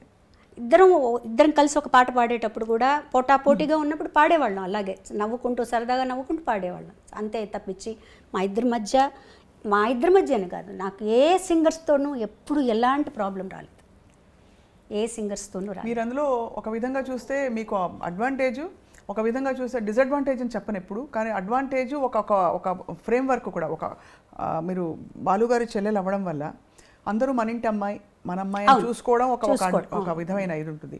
ఇంకో విధంగా చూస్తే గబుక్కుమని మీరు చొరవ తీసుకుని వెళ్ళలేరు. ఇంకోటి కూడా ఏంటంటే ఎక్స్పెక్టేషన్స్ కూడా ఎక్కువ ఉంటాయి. బాలుగారితో కంపేర్ చేస్తూ బాలుగారు లాగా పాడుతుంది, తను ఇలా ఇంత లెవెల్కి పాడుతుంది అనే ఎక్స్పెక్టేషన్స్ ఉన్నాయి. లక్కీగా ఏంటంటే నేను ఆడపిల్లని అయిపోయాను. ఇదే చరణ్కి అయితే చాలా ఇబ్బంది, చాలా ఎక్స్పెక్టేషన్స్ ఉంటాయి చరణ్ మీద, చాలా ప్రెషర్ అండి, చాలా ప్రెషర్. నేను చరణ్ అనే కాదండి, ఒక క్యాలిబర్ సంపాదించుకొని ఒక సినిమా యాక్టర్లను కానీ ఎవరైనా సరే వాళ్ళ పిల్లలందరికీ ఉంటుంది, కంపారిజన్ ఉంటుంది.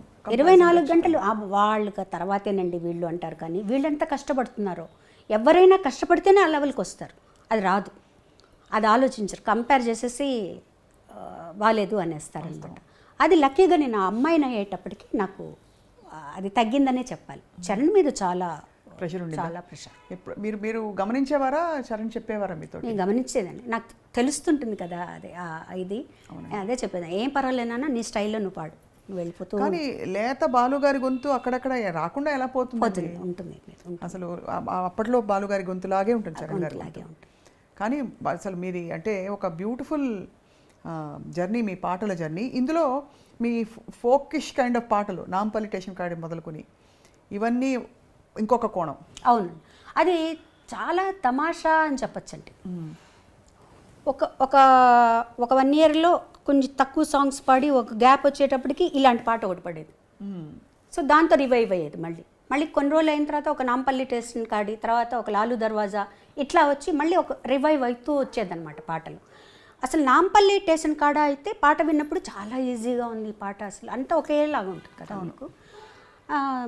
చక్రవర్తి గారు కూడా అంతా ఒకేలాగా ఉంటుందమ్మా, నేను కూడా ఉండాల్సిన అవసరం లేదు, నువ్వు పాడేసేసేయి అనుకున్నాను. మేము అంత హిట్ అవుతుందని ఎక్స్పెక్ట్ చేయలేదండి అసలు. ఆ పాట దానికి అవార్డు వస్తుందని కానీ అంత హిట్ అవుతుందని కానీ మేము అసలు ఎక్స్పెక్ట్ చేయలేదు.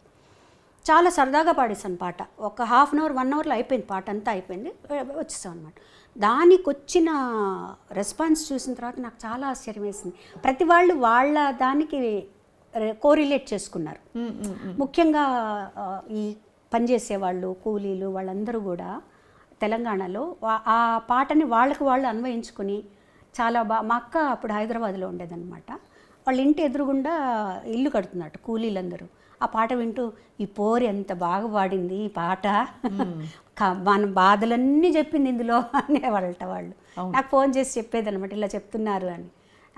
తర్వాత నేను చక్రవర్తి గారు కూడా కలిసినప్పుడు అనుకునేవాళ్ళు, అన్నయ్య ఈ పాట ఇంత హిట్ అవుతుంది మనం అనుకోలేదు కదా అంటే, చెప్పలేమమ్మా జనాల పల్స్ అది, దాన్ని ఆ టైము అది రిలీజ్ అయ్యేది దాన్ని ఉంటాయి చెప్పారు. అలా చక్రవర్తి గారు కూడా నన్ను చాలా ఎంకరేజ్ చేశారు.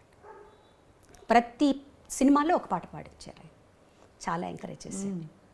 తిందామంటే తిండి లేదు, ఏదండి ఉందామంటే ఊరు లేదు, అదా, తిందామంటే తిండే లేదు, ఉందామంటే ఇల్లే లేదు, తిందామంటే తిండే లేదు, ఉందామంటే ఇల్లే లేదు, చేద్దామంటే కొలువు లేదు, పోదామంటే నెలవు లేదు, నాంపల్లి స్టేషన్ కాడి రాజాలింగు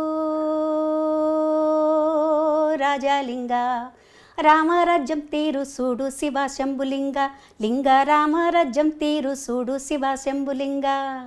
అది మన మాదాల రంగారావు గారు అబ్బాయి యాక్ట్ చేశారు దాన్ని. అవును, మాదాల రవి గారు అవును యాక్ట్ చేశారు.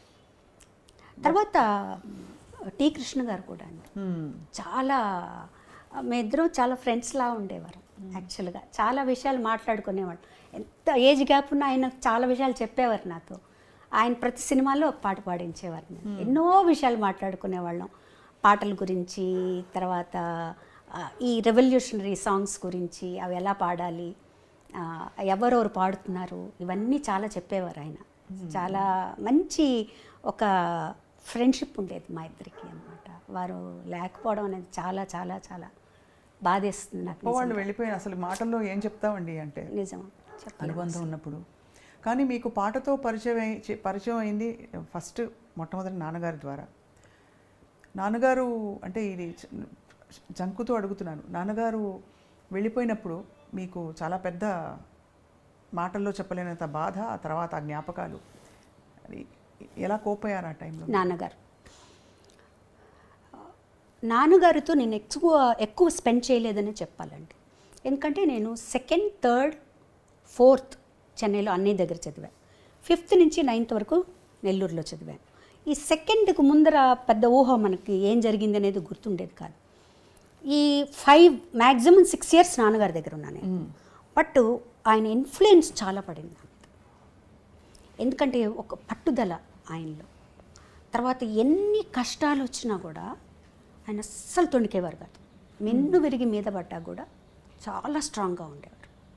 నేను రాముడిని నమ్ముకున్నాను, ఆయన ఆరాధ్యులైనా కూడా, శైవ పూజ రోజు చేసుకున్నా కూడా రాముడు భక్తుడైన, నేను రాముడిని నమ్ముకున్నాను, రాముడే నన్ను కాపాడుతాడు అన్న దీంట్లోనే ఉండేవారు అనమాట.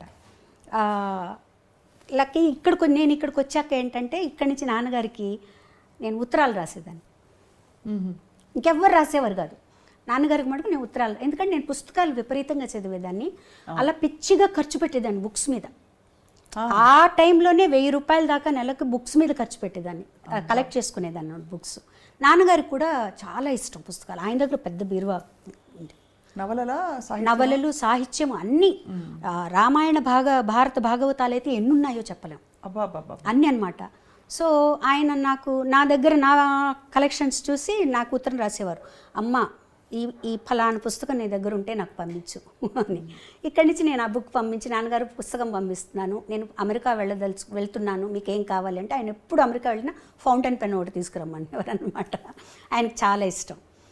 తర్వాత నాన్నగారికి ఒంట్లో బాగాలేదు అని ఆయన పెద్దగా కూడా కష్టపడలేదండి. నాన్నగారి నుంచి నెల్లూరు నుంచి చెన్నైకి నేనే తీసుకొచ్చాను, కారులో వెళ్ళి నాన్నగారిని తీసుకొచ్చి అమ్మ ఇక్కడే ఉంచుతాం నాన్నగారిని. అంతకుముందు ఏంటంటే ఒకసారి ఒక నైట్ నేను నాన్నగారితో హాస్పిటల్లో ఉన్నాను. నార్మల్గా ఉన్నారు, బాగానే ఉన్నారు, టెస్ట్ల కోసం ఏదో పెట్టారు, బాగున్నారు. ఆ రోజు మరి ఎందుకో తెలియదు, నాన్నగారు మటుకు నన్ను పిలిచి, మా అన్నని జాగ్రత్తగా చూసుకోవాలి. ఇదేంట్రా ఆయన ఇలా చెప్తున్నారు నాన్నగారు? ఏం నాన్న? లేదమ్మా, వాడు ఒక్కడే కష్టపడుతున్నాడు, నువ్వు పక్కన ఉండాలి, అన్నం జాగ్రత్తగా చూసుకోమ్మా. తప్పకుండా నాన్న, అందరం అన్న కోసమే ఉంటాం, మేము అందరం చూసుకుంటాం, ఏం పర్వాలేదు. తర్వాత కొంచెం సీరియస్ అయింది ఆయనకి. బట్ అన్నయ్యతో చెప్పారనమాట, నువ్వు ఎన్ని చేసినారా ఇవాళ మధ్యాహ్నం 1:30కే నేను ఉంటాను, అంతవరకు ఆ తర్వాత ఉండను అని చెప్పేశారు. అలాగే 1:30కి అన్నయ్య బ్లడ్ గ్రూప్, నాన్నగారు బ్లడ్ గ్రూప్ సరిపోతే బ్లడ్ ఎక్కించాలన్నారు. అవసరం లేదనేసారు డాక్టర్లు. నాన్నగారు కూడా అవసరం లేదు, అమ్మని చూసుకో నువ్వు, చాలు, నాది అయిపోయింది, చాలా పీస్ఫుల్గా వెళ్ళిపోయారు ఆయన. మాకు అప్పుడు తెలియలేదండి, అంటే ఏంటి నాన్నగారు లేరా ఏంటిది, నాన్నగారు బాగానే ఉన్నారు కదా, సడన్గా వెళ్ళిపోయారు ఏంటి. ఆ రిచువల్స్ అన్నీ జరిగేటప్పుడు ఎవరన్నా ఏదన్నా అడిగితే అన్నయ్య సడన్గా నాకు తెలియదండి, మా నాన్నగారిని అడగండి అనేవారు. ఆయనకు కూడా యాక్సెప్ట్ చేయలేదు ఇదన్నమాట మాట. మా అమ్మగారికి అసలు మేము చెప్పలేదు, బాడీ ఇంటికి తీసుకొచ్చేంత వరకు అమ్మగారికి చెప్పలేదు. అది కూడా నా మీద పెట్టారన్నమాట, నువ్వు ఎలాగోలా మేనేజ్ చెయ్యి. బాడీ ఇంటికి తీసుకొచ్చిన తర్వాత అమ్మగారికి మందులన్నీ రెడీగా పెట్టి అప్పుడు అంటే 82 yearsలో నాన్నగారు పోయారండి. ఆయన చనిపోయిన తర్వాత ఆయనలో ఇన్ని గొప్ప గుణాలు ఉన్నాయా, ఆయనకి ఇంత గుర్తింపు ఉందా, ఎప్పుడు అలాగే జరుగుతుందండి. వాళ్ళు పోయిన తర్వాత కానీ కొన్ని విలువలు మనకు తెలీదు, చాలా చాలా తెలీదు. ఆయన లైబ్రరీ మటుకు నాకు ఇచ్చెళ్ళారు. ఆ లైబ్రరీ చూస్తే అసలు ఎంత చదివారు ఈయన, ఎంత తెలుసు ఈయనకి. ఆయన కొన్ని కీర్తనలు రాసుకున్నారు, దాదాపు ఒక 50-60 కీర్తనలు రాసుకున్నారు ఆయన. శ్రీ పండిత నుత అని వస్తుందన్నమాట దానికి ట్యాగ్ ముద్ర. అవన్నీ చూస్తుంటే నేను అన్నకు చెప్పాను అనమాట, అన్న లైబ్రరీలో ఇట్లా నాన్నగారు ఇన్ని అంటే మేము అనుకున్నాం అనమాట, దాన్ని తీయించి చేద్దాం, పాటలు చేద్దాం. ఎంత ఒరోషియస్ అనమాట, ఎంత బుక్స్ చదివారు, ఎంత నాలెడ్జ్ ఉంది, ఏదన్నా అడిగితే ఇలా టిప్స్ మీద చెప్పేసేవారు, మంత్రాలు కానీ ఏదన్నా మనకు తెలియని సాహిత్యంలో తెలియని ఉన్నవారు కూడా చెప్పేసేవారు. ఏమీ తెలియనట్టు చాలా కామ్గా ఉండేవారు అనమాట, చాలా సరదాగా ఉండేవారు. ఆయన పోయిన తర్వాత మా వదిన కూడా, నేను అసలు ఏడవల, అది ఒక స్టేజ్లో ఉన్నాను నేను. అది నాకు నమ్మకం లేదు, ఏమీ లేదు, ఏదో పని చేస్తున్నాను. మా వదిన కూడా చెప్పింది, నువ్వు ఒకసారి కూర్చొని ఏడ్చేస్తే ఆ లోపల ఉన్న బాధ అంతా పోతుంది. అంటే నాకు ఏడుపు రావట్లేదు అని ఏం చేయమంటారు. అంతా అయిపోయాక ఇంకా సాయంత్రం రూమ్లోకి వచ్చి నా రూమ్లో నిలబడ్డాను అనమాట. నిలబడేటప్పటికి ఐ ఫెల్ట్ హిమ్, నా పక్కన మా నాన్నగారు ఉన్నట్టు. సో దెన్ అప్పుడు మంచం మీద పడిపోయి ఏడ్చి అలా నిద్రపోయాను అనమాట. సో అంతే. ఆ తర్వాత అసలు లేదు, నేను ఇంకా అందరికీ ధైర్యం చెప్పడం మొదలుపెట్టాను అనమాట. నాన్న ఎక్కడికి వెళ్ళలేదు, మనతోనే ఉంటారు, మనల్ని ఆయన లీడ్ చేస్తారు, మనకి ఏ భయం లేదు. Same thing I felt with అన్న. అసలు అది ఎందుకంటే ఇప్పటికి స్టిల్ నాకేంటంటే ఆయన ఎక్కడో ఉన్నారు, హీస్ దేర్. ఏదో కచేరీలు చేస్తూ పాడుకుంటున్నారు, ఆయన ఉన్నారు. ఎందుకంటే ఆయన లేరు అన్న ఒక్క క్షణం ఏదో ఆగిపోయినట్టు అనిపిస్తుందండి, కడుపులోంచి ఒక బాధ వస్తుంది. అది ఎప్పుడు మనల్ని ఒక్కసారి స్టేజ్ మీద ఒక మంచి పాట పాడుతున్నప్పుడు సడన్గా వస్తుంది. ఆ పాట పాడుతుంటే మీ ఇద్దరు షేర్ చేసుకున్న క్షణాలు అవన్నీ వస్తాయి అన్నమాట. ఆ పాటకు న్యాయం చేకూర్చాలి ఫస్ట్ మనం. అలాంటప్పుడు ఎక్కడ లేడు తను, ఏ పాట తీసుకున్నా నాతో పాడిందే, ఏ స్టేజ్ మీదకి వెళ్ళినా తను, ఏ ఊరు వెళ్ళినా తనే పక్కన ఉంటాడు, ఎక్కడికి వెళ్ళినా తనే ఉంటాడు. తను లేడు అని ఎలా అనుకోవాలి? నేను తనని లాస్ట్ కలిసినప్పుడు నేను చెప్పాను, అన్న ప్రపంచం అంతా నీ కోసం వెయిట్ చేస్తుంది, నువ్వు రావాలి అంటే. నేను కూడా ప్రపంచం కోసం వెయిట్ చేస్తున్నానమ్మా, నేను అందరినీ చూడాలి ఉంది నాకు. తనకి ఎక్కడో ఒక అనుమానం పడిందండి, తను ఫర్దర్గా పాడగలనా లేడా, అది వచ్చేసింది తనకి బాగా. సో మేము ఇంకా మాకు లాస్ట్ వరకు డాక్టర్లు ఏంటంటే హోప్ ఇచ్చారు, వచ్చేస్తారు, ఏం ప్రాబ్లం లేదు. But he went through a lot, 51 days. తర్వాత డాక్టర్లు చెప్పేటప్పటికి అందరూ యాక్సెప్ట్ చేశారు, బట్ నేను యాక్సెప్ట్ చేయలేదు. చరణ్ తీసుకెళ్ళి చూపించారు నన్ను, తీసుకెళ్ళి అంటే లేదు లేస్తాడు తను, నాకు పర్లేదు మంత్రం చెప్తాను చెవిలో, తను లేస్తాడు అని తన చెవిలో ఏదో మంత్రం చెప్పి నేను తను తప్పకుండా రేపు లేస్తాడు, నేను నమ్మను అని. వదిన లేదమ్మా అంతా అయిపోయింది, బ్రెయిన్ డెడ్ అంటున్నాడు. లేదు లేదు, తను ఉంటాడు, ఇక్కడికి వెళ్ళాడు. అది మా కుటుంబానికి ఒక పెద్ద షాక్ అండి. అసలు మేము ఎవ్వరం ఎక్స్పెక్ట్ చేయని షాకు. ఆ కరోనా అనే ఒక ఇది ఇంత దూరం తీసుకొస్తుందని మేము అసలు ఎక్స్పెక్ట్ చేయలేదు. అంటే చాలా చాలా అన్యాయం అండి, అధర్మం ఇది. అంటే భగవంతుడి మీద కోపం వచ్చింది అభిమానులందరికీ, మా అందరికీ. కుటుంబం సరే మీకు ఎలా ఉంటుందో చెప్పలేము. బాలుగారు శ్వాస పోశారు పాటలోకి. బాలుగారికి శ్వాస ఇబ్బంది అవ్వడం ఏంటండి? అంటే తనకి ఎలర్జిక్ బ్రాంకైటిస్ ఉండేదండి యాక్చువల్గా. తను చాలా అంటే దానివల్ల పెద్ద ఇబ్బంది ఎప్పుడు వచ్చేది కాదు, ఏ పాటలోనూ తెలిసేది కాదు, తను మామూలుగానే పాడేసేవారు. తను ఈ కరోనా వల్ల మిగతావన్నీ కూడా అగ్రివేట్ అయ్యాయి టైంలో. కానీ 51 రోజులు అసలు కానీ అండి ఇంకొక విషయం, అదంతా అయిపోయి ఇప్పుడు 2 years అయిపోయింది కదండి. ఇప్పుడు ఆలోచిస్తే నాకు తనకి ఏది మంచిదో అదే జరిగింది అనిపిస్తుంది. అంటే మనకి బాలుగారు లేరు, మనకి లోటు తీరది లోటు, కానీ బాలుగారు మటుకు చిరస్థాయిగా అందరి మనసులో నిలిచిపోయారు. బాలుగారు 100 ఏళ్ళు బతికి ఏ బెడ్లోనే ఉండి పాటలు పాడలేక తన బెడ్లో ఉంటే మనం ఎంత కష్టపడతామండి ఆలోచించండి. తను గుర్తుపెట్టుకునే విధంగా తక్కువ వెళ్ళిపోయారు. అరే ఇంకా ఉంటే బాగుండు, ఈ వ్యక్తి మనతో ఉంటే బాగుండు, ఇంకా ఎన్ని పాటలు పాడచ్చు, ఈయన ఇంకా ఎంత చేయొచ్చు అనే స్థితిలో మనల్ని అందరినీ పెట్టి వెళ్ళిపోయారు తను. ఈ మర్చిపోవడం అంటూ మనకు ఉండదు. బాలుగారిని జీవితాంతం మనతోనే ఉంటారు ఆయన, మర్చిపోవటం ఉంటాం. బాగా ఏజ్ వచ్చి అందరూ మర్చిపోయి అప్పుడు అసలు తను ఎవరు పట్టించుకొని ఒక స్థితి వచ్చిందనుకోండి, మనము చూసే వాళ్ళకి కష్టం, తన వల్ల కూడా కాదన్నమాట. పాట పాడకుండా తను ఉండలేడండి. తను ఒక్కరోజు కూడా ఒక్క పాట పాడకుండా ఉండలేడు. తను ఎప్పుడూ డాక్టర్లు లోపలికి వచ్చినా ఇలా పెట్టి నేను పాడతానని అనేవాడు. ట్రైకాస్టమీ చేసినప్పుడు ఎప్పుడు మళ్ళీ తీసేస్తే నేను పాడతానా అన్నీ అడుగుతూ ఉండేవారు అనమాట. సో డాక్టర్స్ ఏమన్నారు, ఒక 2 years బెడ్ రెస్ట్ కావాలి తనకి, ఇంట్లో బాగా అయిపోతే బాగా హాస్పిటల్ అట్మాస్ఫియర్ ఇంట్లో ఉండాలి అని చెప్పారు. అంత అప్పటికే అంత, కానీ ఆ వీడియో ఇప్పటికీ కూడా మనసులో అలా మెదులుతుందండి. అవునండి, చెప్పేసి వస్తాను, తిరిగి వస్తానని చెప్పి మాకు అందరికీ కూడా చెప్పారు, మీరు ఊరికే కంగారు పడి ఫోన్లు చేయకండి, వచ్చేస్తాను నేను, జస్ట్ ఊరికి పాజిటివ్ అని వచ్చింది అక్కడ జాయిన్ అయ్యాను నేను అంతే తప్పించి ఏం ప్రాబ్లమ్స్ లేవు. 15 days వరకు అలాగే. 15 days తర్వాత కోవిడ్ నెగిటివ్ వచ్చింది, ఆ తర్వాత ఒక్కొక్కటి ఇబ్బంది పెట్టేసి. So it's what ever it is అండి, హీఈస్ దేర్ ఫర్ అస్. ఆయన ఎప్పుడు మా వెనకాల ఉంటాడు. నేను చరణ్తో అందరితో అదే చెప్తాను, నా అన్న మనతోనే ఉంటారు, ఆయన మనల్ని లీడ్ చేస్తారు. వదిన గారు చాలా ఎఫెక్ట్ అయ్యారండి, మా అందరికంటే కూడా వదిన చాలా ఎఫెక్ట్ అయ్యారు. ఆవిడ ఆల్మోస్ట్ ఒక డిప్రెషన్ స్టేజ్లోకి వెళ్ళిపోయారు.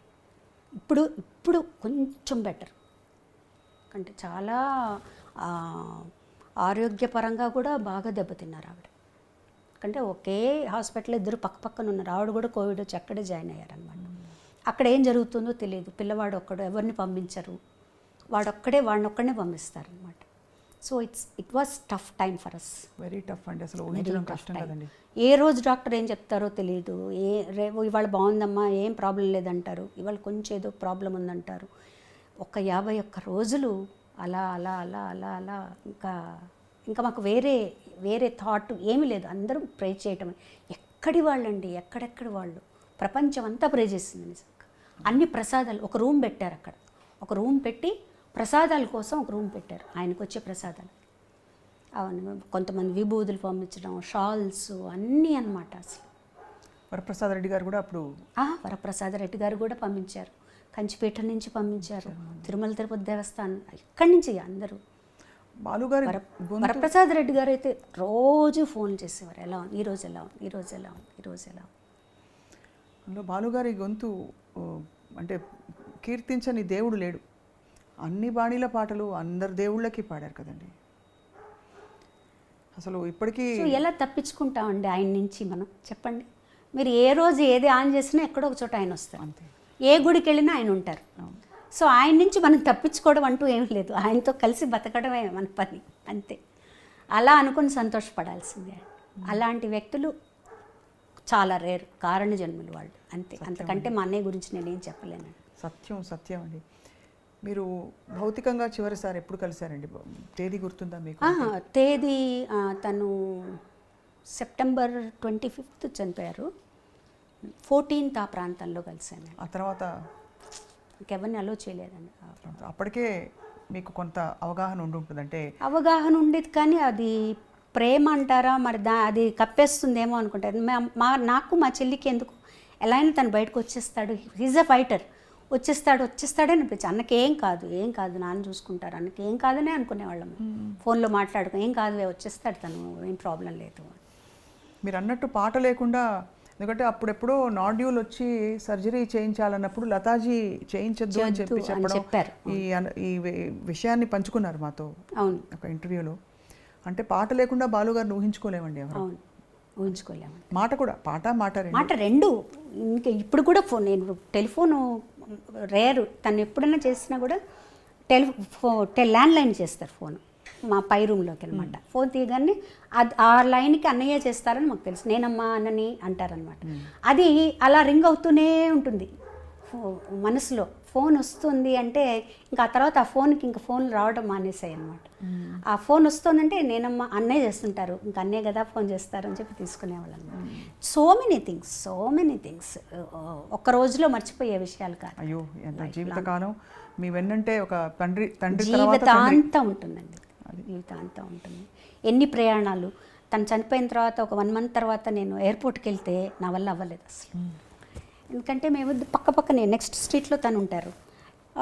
తను బయలుదేరేటప్పుడు నాకు ఫోన్ చేసేవాడు, బయలుదేరుతున్నావా ఎయిర్పోర్ట్కి అని. తను ముందు వెళ్ళిపోతే అక్కడి నుంచి నాకు ఫోన్లు చేసేవాడు. ఎంతసేపు ఓవర్సీస్కి అయితే మరి వీసాలు అవన్నీ చెక్కింగ్ ఉంటుంది, ఇంకా రాలేదు, నువ్వు వెయిట్ చేస్తున్నావు, తొందరగా రా. ఆ ఎయిర్పోర్టు అక్కడ వెళ్ళటం, అందరం కలిసి వెళ్ళటం, చాలా రోజుల వరకు నాకు చరణ్కి అది చాలా కష్టం అనిపించింది, ట్రావెలింగ్ అనమాట.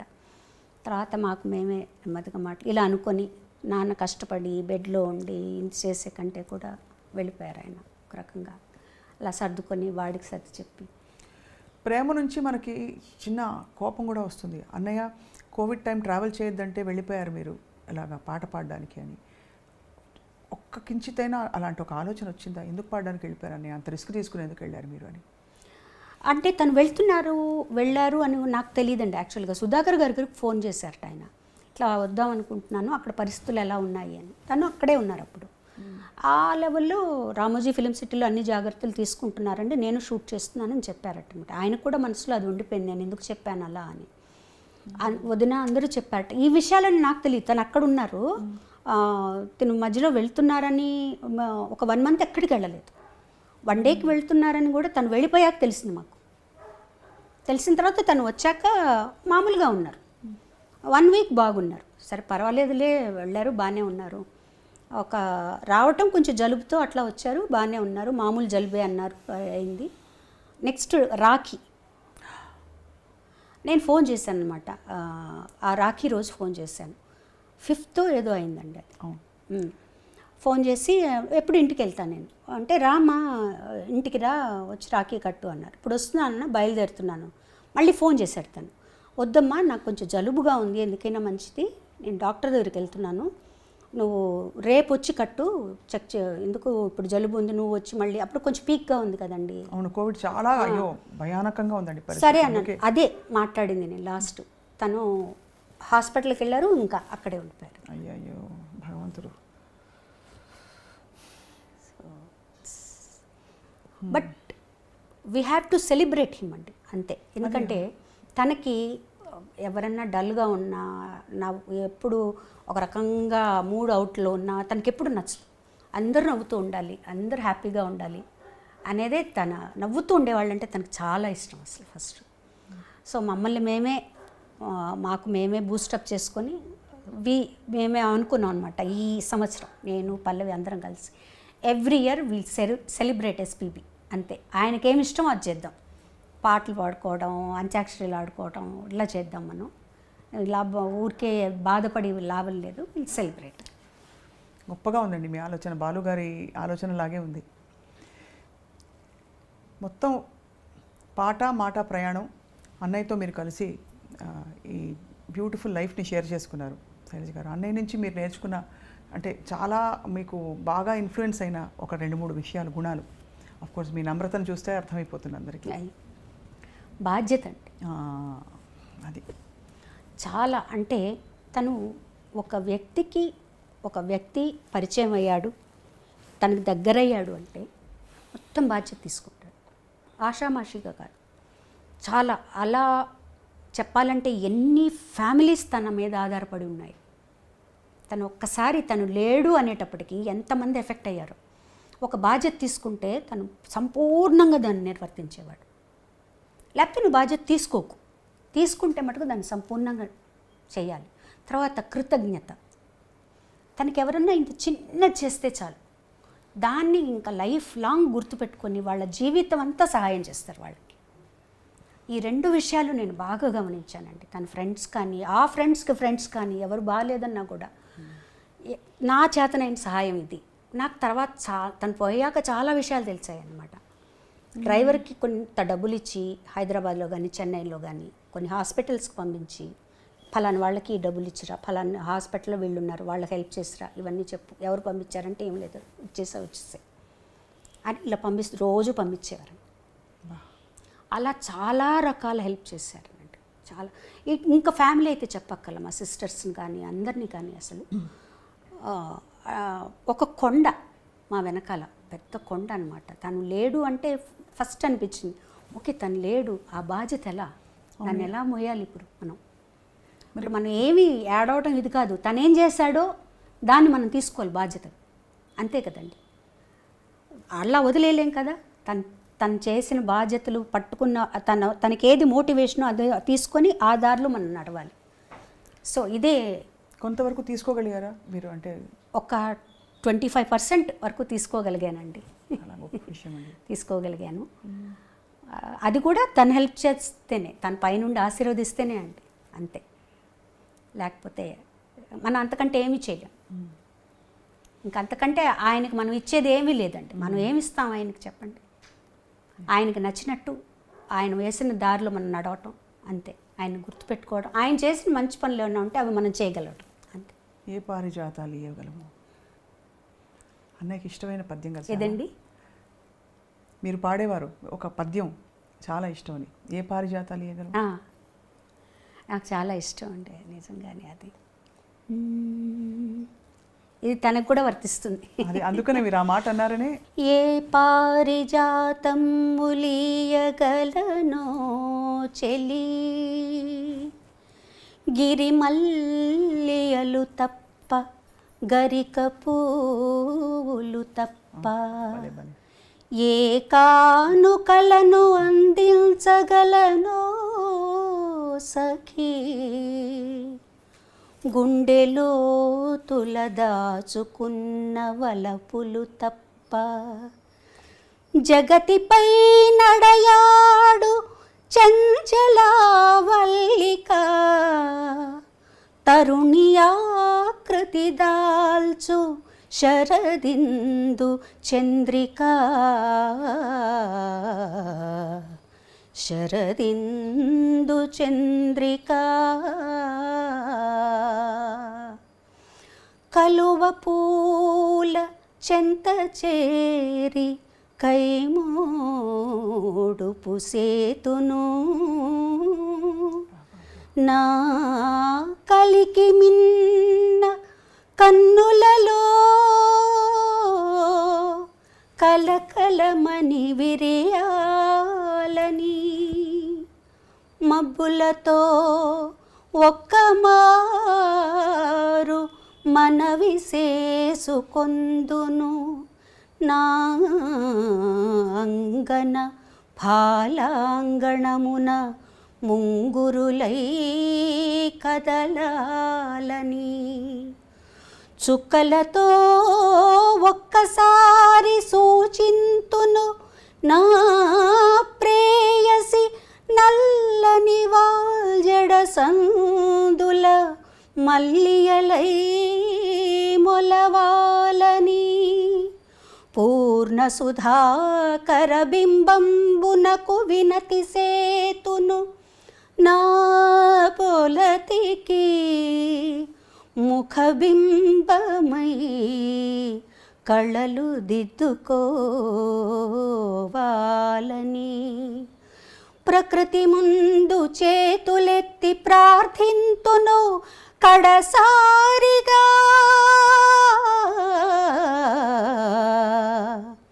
నా రమణికి బదులుగా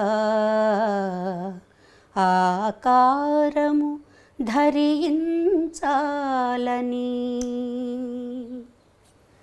అద్భుతంగా ఉందండి, అద్భుతం. ఆ రవ్వలు కానీ సిన్సియరిటీ ఇన్కార్నేట్. ఇప్పుడు డబ్బింగ్ చెప్పట్లేదా సరిజ గారు మీరు? లేదండి, డబ్బింగ్ చాలా రోజులైందండి. అంటే ఇక్కడి నుంచి చెన్నై నుంచి హైదరాబాద్ షిఫ్ట్ అయ్యాక కొన్ని సినిమాలకు చెప్పాను, ఆ తర్వాత లేదు చెప్పడం లేదు చెప్పడం. మొత్తం చాలా సినిమాలకు చెప్పారు. దాదాపు 60 to 70 సినిమాలు చెప్పానండి నేను. యాక్చువల్ అంటే అన్ని dubbing to dubbing, Malayalam dubbing, Kannada dubbing, Telugu straight, Tamil straight. Malayalam మరేమా? మలయాళం కొరచ్ అరి, కానీ చాలా కష్టం కదండి. చాలా కష్టం అండి, పాడడం కూడా చాలా కష్టం మలయాళం. ఎన్ని నాళ్ళు ఉంటాయో, ఎన్ని రాళ్ళు ఉంటాయో. అమ్మో, ఎలా నేర్చుకున్నారు? నాకు దాస్ గారు నేర్పించారు, దాస్ గారు. ఆయన మ్యూజిక్ డైరెక్షన్లో పాడాను, ఆయన కూర్చోబెట్టి నేర్పించి నాకు ఒక కితాబ్ కూడా ఇచ్చారు. అన్నయ్య గారు చెప్పారు, నీకంటే తన ప్రొనౌన్సియేషన్ బాగుంటుంది మలయాళం అని. సో ఆయన నేర్పించారు ఎలా అన్నారు. తర్వాత ఆ పట్టుకోవడం కూడా వచ్చింది నాకు. వాళ్ళ ఒక ఫ్లో ఉంటుంది మలయాళంలో, ഞാൻ ఎందు పోయి ఇందువరే వరు అట్లా ఉంటుంది కదా, అది పట్టుకుని అది వచ్చిందనమాట. అందుకని మలయాళం కొంచెం అర్థమవుతుంది కూడా. కొంచెం సాంస్క్రిట్ ఎక్కువ ఉంటుందండి మలయాళం. అది అందమైన పదాలు, పువ్వుల్లో చాలా రేర్ పదాలన్నీ వస్తుంటాయి వాళ్ళ పాటల్లో చాలా. సో అయితే మలయాళంలో డబ్బింగ్, తమిళ్లో డబ్బింగ్, తెలుగులో డబ్బింగ్. అంటే మలయాళం నుంచి తెలుగులో డబ్బింగ్ చెప్పాను. ఓహో, మలయాళంలో మీరు డబ్బింగ్? అయ్యో భలే వాళ్ళే, మలయాళంలో నేను డబ్బింగ్ చెప్పడం ఏంటండి. అంటే కన్నడ సినిమాలు, మలయాళం సినిమాలు తెలుగులో డబ్బింగ్ చెప్పాను, తమిళ్లో డైరెక్ట్గా చెప్పాను. మామూలుగా డబ్బింగ్ చెప్పారు సినిమాలకి. తెలుగులో యాజ్ ఇట్ ఇస్ మీకు తెలుసు డబ్బింగ్. నిన్నే పెళ్ళాడతాలో అది అల్లరి పిల్లే కనిపిస్తుంటుంది మీ డబ్బింగ్. ఆఫ్ కోర్స్ చాలా సినిమాలు మీరు, కానీ ఈ రెండు మీరు కంటిన్యూ చేస్తున్నప్పుడు మీరు డైరెక్ట్గా అడిగేసేవారా నాకు దిస్ మై రెమ్యూనరేషన్ అని? అంటే కొంచెం జంక్ ఉంటుంది కదా మనకి. నేను నా రెమ్యూనరేషన్ గురించి నేను ఎప్పుడు అడిగేదాన్ని కాదండి, టు బీ ఫ్రాంక్. నిజంగా అది ఒక్కసారి నాకు మైనస్ కూడా. అవును, ఎందుకంటే విఠల్ గారు ఉండేవారు, బాలు గారు, ఆయనే చూసుకునేవారు. ఆయన వెళ్ళిపోయిన తర్వాత కూడా నాకు ఇంత అడగాలి, ఇంత చెప్పాలి, అది తెలీదు నాకు. అవును, తెలీదు. ఆ తర్వాత నెమ్మదిగా నేర్చుకున్నాను అనమాట. ఫీల్డ్లో ఉండాలంటే మనం తప్పదు కదా, మనం మన కష్టానికి ఫలితం కూడా ఉండాలి కదా అని చెప్పి. మీ సాధన ఏగా అండి, అసలు డబ్బింగ్ చెప్తే వాయిస్ చాలా స్ట్రెయిన్ అవుతుందండి. అవును, చాలా స్ట్రెయిన్ అవుతుంది. పాడడానికి కూడా రఫ్ అయిపోతుంది వాయిస్. ఒకరోజు డబ్బింగ్ చెప్పి ఆ రోజు సాంగ్ పాడాలంటే కొంచెం కష్టంగా ఉంటుంది. అందులో కొన్ని సినిమాలు ఎక్కువ నేను చెప్పిన అరుపులు అలాంటివి ఉన్నాయి, ఎమోషనల్ ఉన్నాయి అనుకోండి, అవి చాలా అమ్మో చాలా కష్టం. చాలా మనం ఎక్కువ మాట్లాడితేనే యాక్చువల్గా గొంతు దెబ్బతింటుంది. వోకల్ కార్డ్స్ అవుతాయి. కానీ పాడడం వల్ల దెబ్బతిందండి, మాట్లాడడం వల్ల దెబ్బతింటుంది. మీకు అడ్వాంటేజ్ మీ గొంతు చాలా rounded, young, high pitch voice. భగవంతుడి అనుగ్రహం అండి అది నిజంగా. మంచి చక్కటి, ఇప్పటికీ అదుగా యంగ్గా ఉందని ఇందాక మొదలుపెట్టింది. అలాగే మీ పాట విని మీ వారేమంటారు సుధాకర్ గారు? ఆయన ఎప్పుడు పాడమంటారండి. ఆయన ఎప్పుడు నేను పాడుతుంటే తనకు చాలా ఇష్టం. ఈ పాట పాడు, ఆ పాట పాడు అంటారు. అలాగే గెస్ట్లు ఎవరన్నా ఇంటికి వచ్చినా కూడా వాళ్ళు అడగక్కర్ల, ముందు ఏం చెప్పేస్తారు, మీకోసం ఒక పాట పాడుతుంటాను. అయ్యో ఎంత బాగుందండి. సో అది ఇబ్బందే లేదు తనకి. నా పాటలు అంటే చాలా ఇష్టం. ఎప్పుడు ఇంకా బాగా ప్రోత్సహిస్తారు. మీకు అభ్యంతరం లేకపోతే వారు మిమ్మల్ని బాగా అడిగి పాడించుకునే పాట మీ పెళ్ళైనప్పటి నుంచి? ఎప్పుడు అడిగించుకొని ఎక్కువగా ఆయన హిందీ పాట ఆచార్య పరిదేశి పాడమంటారండి, చాలా ఇష్టం. మధుమతిలో అది చాలా ఇష్టం. హిందీ పాటలు ఎక్కువ అడుగుతారు. పాడతారా? సుధాకర్ గారు కూడా పాడతారా? లేదు, అసలు నటనలోనే వద్దంటారు. నేను వింటే చాలు, పాడొద్దు అంటారు. బాగా ఎంజాయ్ చేస్తారు, బాగా ఎంజాయ్ చేస్తారు పాట. అండ్ కొన్నిసార్లు చెప్తారు కూడా, నువ్వు ఇక్కడ ఇంకొంచెం ఎక్స్ప్రెసివ్గా పాడుంటే బాగుండేది, ఆ బాలుగారు చూడు అక్కడ ఎలా పాడారు, అవి చెప్తాను. నేను చెప్పాను ఉన్న దాంట్లో 50% వస్తుంది బాలుగారు ఉంటే, దానికంటే ఎక్కువ రాదు. మరి ఇంత బిజీగా ఉండే శైలజ గారికి వంట వచ్చా అని అడగచ్చా? అంటే వంట చేయాలి అందరూ అని కాదు, కానీ మీ బాలు గారు భోజన ప్రియులని తెలుసు, మీ ఇంట్లో అందరూ భోజన ప్రియులు, సుధాకర్ గారు కూడా భోజన ప్రియులు. సుధాకర్ గారికి ఏం వంట చేసి పెట్టుంటారు? సుధాకర్ గారికి ఏం చేసినా తింటారంట బాగా. అందరం వెజిటేరియన్స్ మేము, ఎగ్ కూడా ఎవరు తీసుకోరు. నాకు వంట బాగా వచ్చు, నాకు ఇష్టం వంట చేయడం, నాకు బాగా ఇష్టం అనమాట. అన్ని రకాలు చేస్తా. మా బాబుకి నార్త్ ఇండియన్ ఇష్టం, అవి చేస్తాను. సుధాకర్ గారికి ఎక్కువగా పచ్చళ్ళు, కారాలు, పొడులు ఇవి కావాలన్నమాట.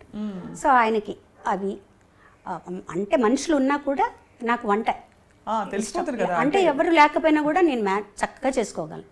ఎవరి మీద ఆధారపడక్కర్లేదు వంట గురించి. కానీ ఏ విషయంలోనూ ఎవరు లేకపోయినా మనం గడపగలగాలి కదండి ఫస్ట్. అవును. సో వంట పెళ్ళైన తర్వాత నేర్చుకున్నాం. మా మామగారే నాకు కుక్కర్ పెట్టడం నేర్పించారు. అరేంజ్డ్ మ్యారేజ్ కదండి? అరేంజ్డ్ మ్యారేజ్ అండి.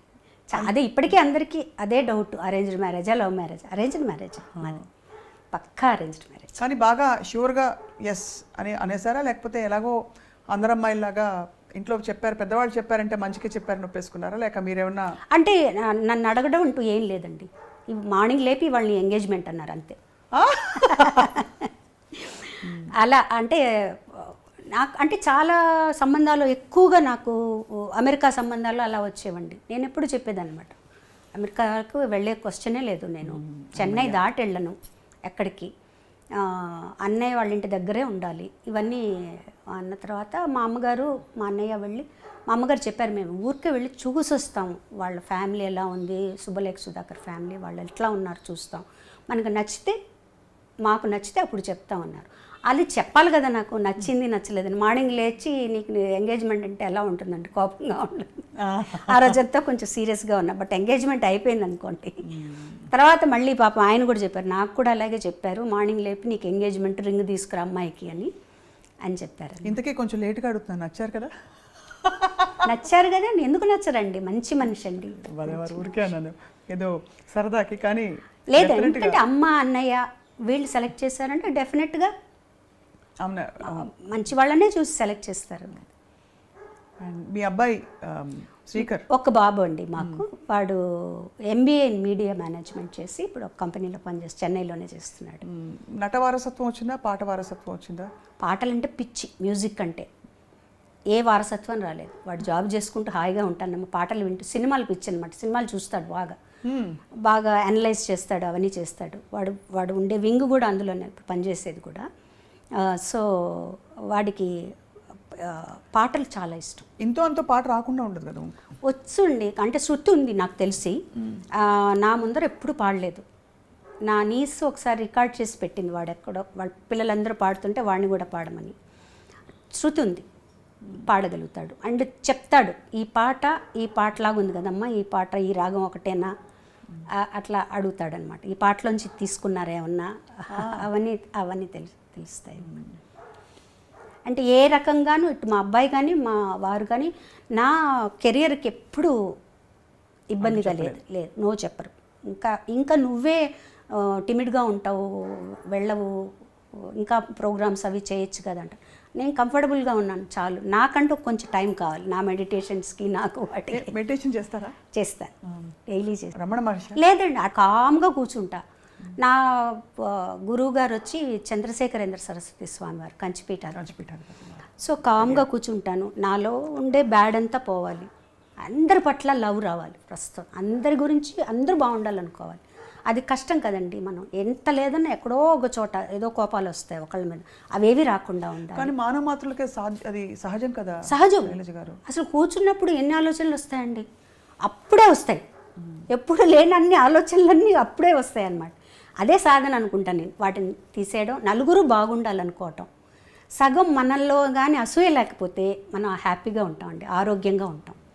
తర్వాత రోజు ఇంట్లో అంటే ప్రయాణాలు లేకుండా ఇంట్లో ఉంటే రోజు క్రమం తప్పకుండా అమ్మవారి దగ్గర పాటలు పాడతానండి. మా అమ్మవారు అంటే నాన్నగారి కోసం ఒక త్యాగరాజ కృతి, ఆ రోజు ఏదైతే ఆ అమ్మవారికి ఒక కృతి. ఇప్పుడు ఆంజనేయ స్వామి అయితే ఆంజనేయ స్వామికి ఒక కృతి, అలా పాడుకుంటాను.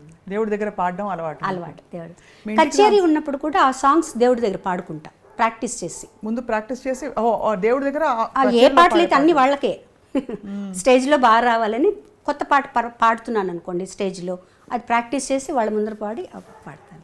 చక్కగా ఇంటికి రాగానే తులసి కోట పైన దర్శనం ఇచ్చి ఎంత అందంగా, ఎంత కళకళలాడుతూ కనిపించింది తులసమ్మ.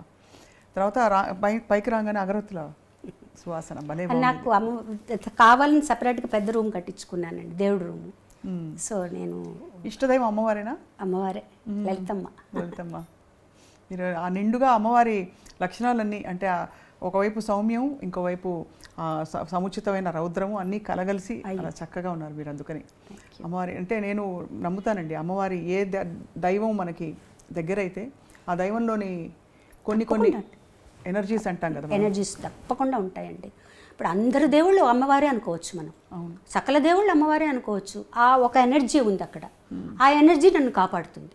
ఇప్పుడు ఒక్కడ గుర్తుపెట్టుకోండి, మనుషులు ఎవరి మీదన్నా మనం ఆధారపడ్డాం అనుకోండి, వాళ్ళు ఒక్కసారి మనల్ని బెట్రే చేసినప్పుడు మనకి జీవితం మీద ఒక రకమైన భయం, విరక్తి వస్తాయి. భగవంతుడే మన స్నేహితుడు అనుకోండి, భగవంతుడు భయపడకూడదు, మనం స్నేహితుడు అనుకోవాలి. అన్నీ చెప్పుకున్నాం అనుకోండి, అంటే మీరు ఆయన వింటాడు తప్పకుండా. ఒక ఎనర్జీ ఉంది. అది మీకేమన్నా ఎప్పుడైనా స్వయంగా అవగతం అయిందా? అంటే ఇలా విన్నారు, నా మొరని భగవంతుడు ఆలకించాడని. అంటే కొన్ని షేర్ చేసుకోవచ్చు, కొన్ని షేర్ చేసుకోలేము. బట్ ఎక్స్పీరియన్సెస్ జరిగాయి.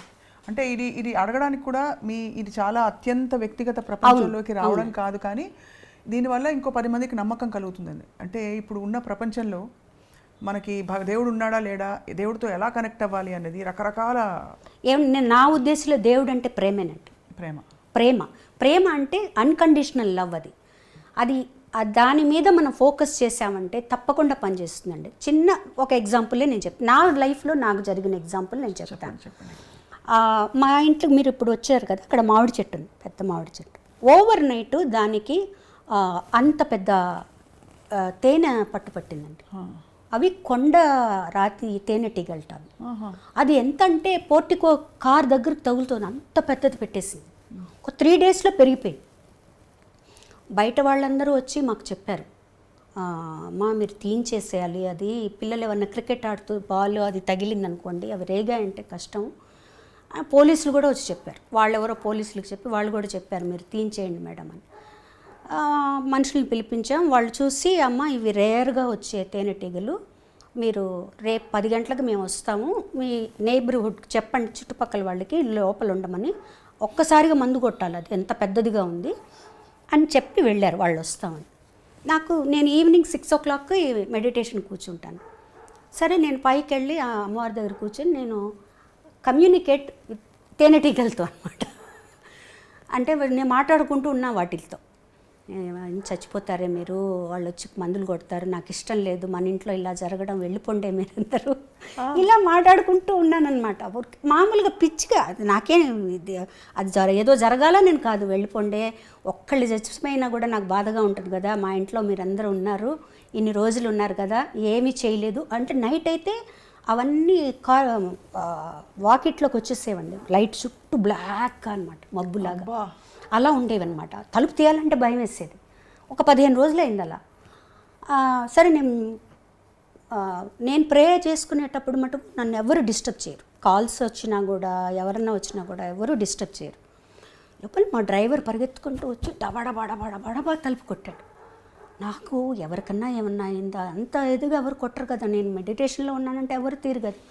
నేను తీల తలుపు అవన్నీ బయటకు వచ్చేసి కిందికి వచ్చి ఏంటి అన్న, మేడం మీరు ఒకసారి పైన వరండాలోకి రండి, మీరు రండి మేడం అంటే అసలు తేనె పట్టు లేదు. ఎలా? తేనె పట్టు లేదు, తేనె పట్టు ఈగలు వెళ్ళిపోతే ఉంటుంది కదండి ఆ వ్యాక్సు లేదు. వీళ్ళందరూ చూశారు. ఆ అబ్బాయి అప్పుడే నన్ను మీరు చూద్దురు రండి, వాళ్ళందరూ మాట్లాడుకుంటున్నారు బయట, డ్రైవర్స్ అందరూ, మా డ్రైవరు పక్కన డ్రైవర్లు అందరూ, ఇది మనకి వాళ్ళు ఉన్నారు కాబట్టి ఇది తార్కాణం అండి జరిగింది అని. ఉన్నట్టుండి ఒక వర్ల్విండ్ లాగా లేచిందట, అది మొత్తం లేచి వీళ్ళందరూ భయపడిపోయారట, మన మీదకి వస్తుంది అని చెప్పి అందరూ ఎవరు ఇళ్లలోకి వాళ్ళు పరిగెడుతున్నారట. ఒక్కసారి పైకి వెళ్ళిపోయినాయండి, అన్నీ మొత్తం వెళ్ళిపోయినాయి. అద్భుతం కదా ఇది. అద్భుతం అంటే అసలు నాకేం అర్థం కాల. నేను ముందు దేవుడి రూమ్లోకి వెళ్ళి అమ్మవారికి థ్యాంక్స్ చెప్పా, అమ్మ థ్యాంక్స్, నువ్వు నాకు హెల్ప్ చేసావు, అవి చచ్చిపోకుండా నా మాట విన్నాయి.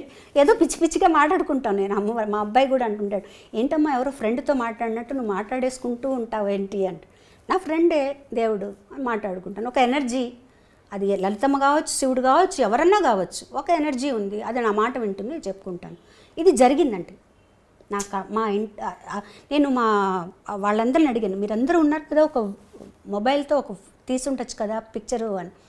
మేడం అది చూస్తుంటే మమ్మల్ని ఎక్కడ కొడతాయో అని చెప్పి మేము పారిపోయాం మేడం. అసలు అంత వితిన్ 10 seconds వెళ్ళిపోయినాయండి మొత్తం. అద్భుతం, ఏమీ లేదు, అద్భుతం నిజంగా.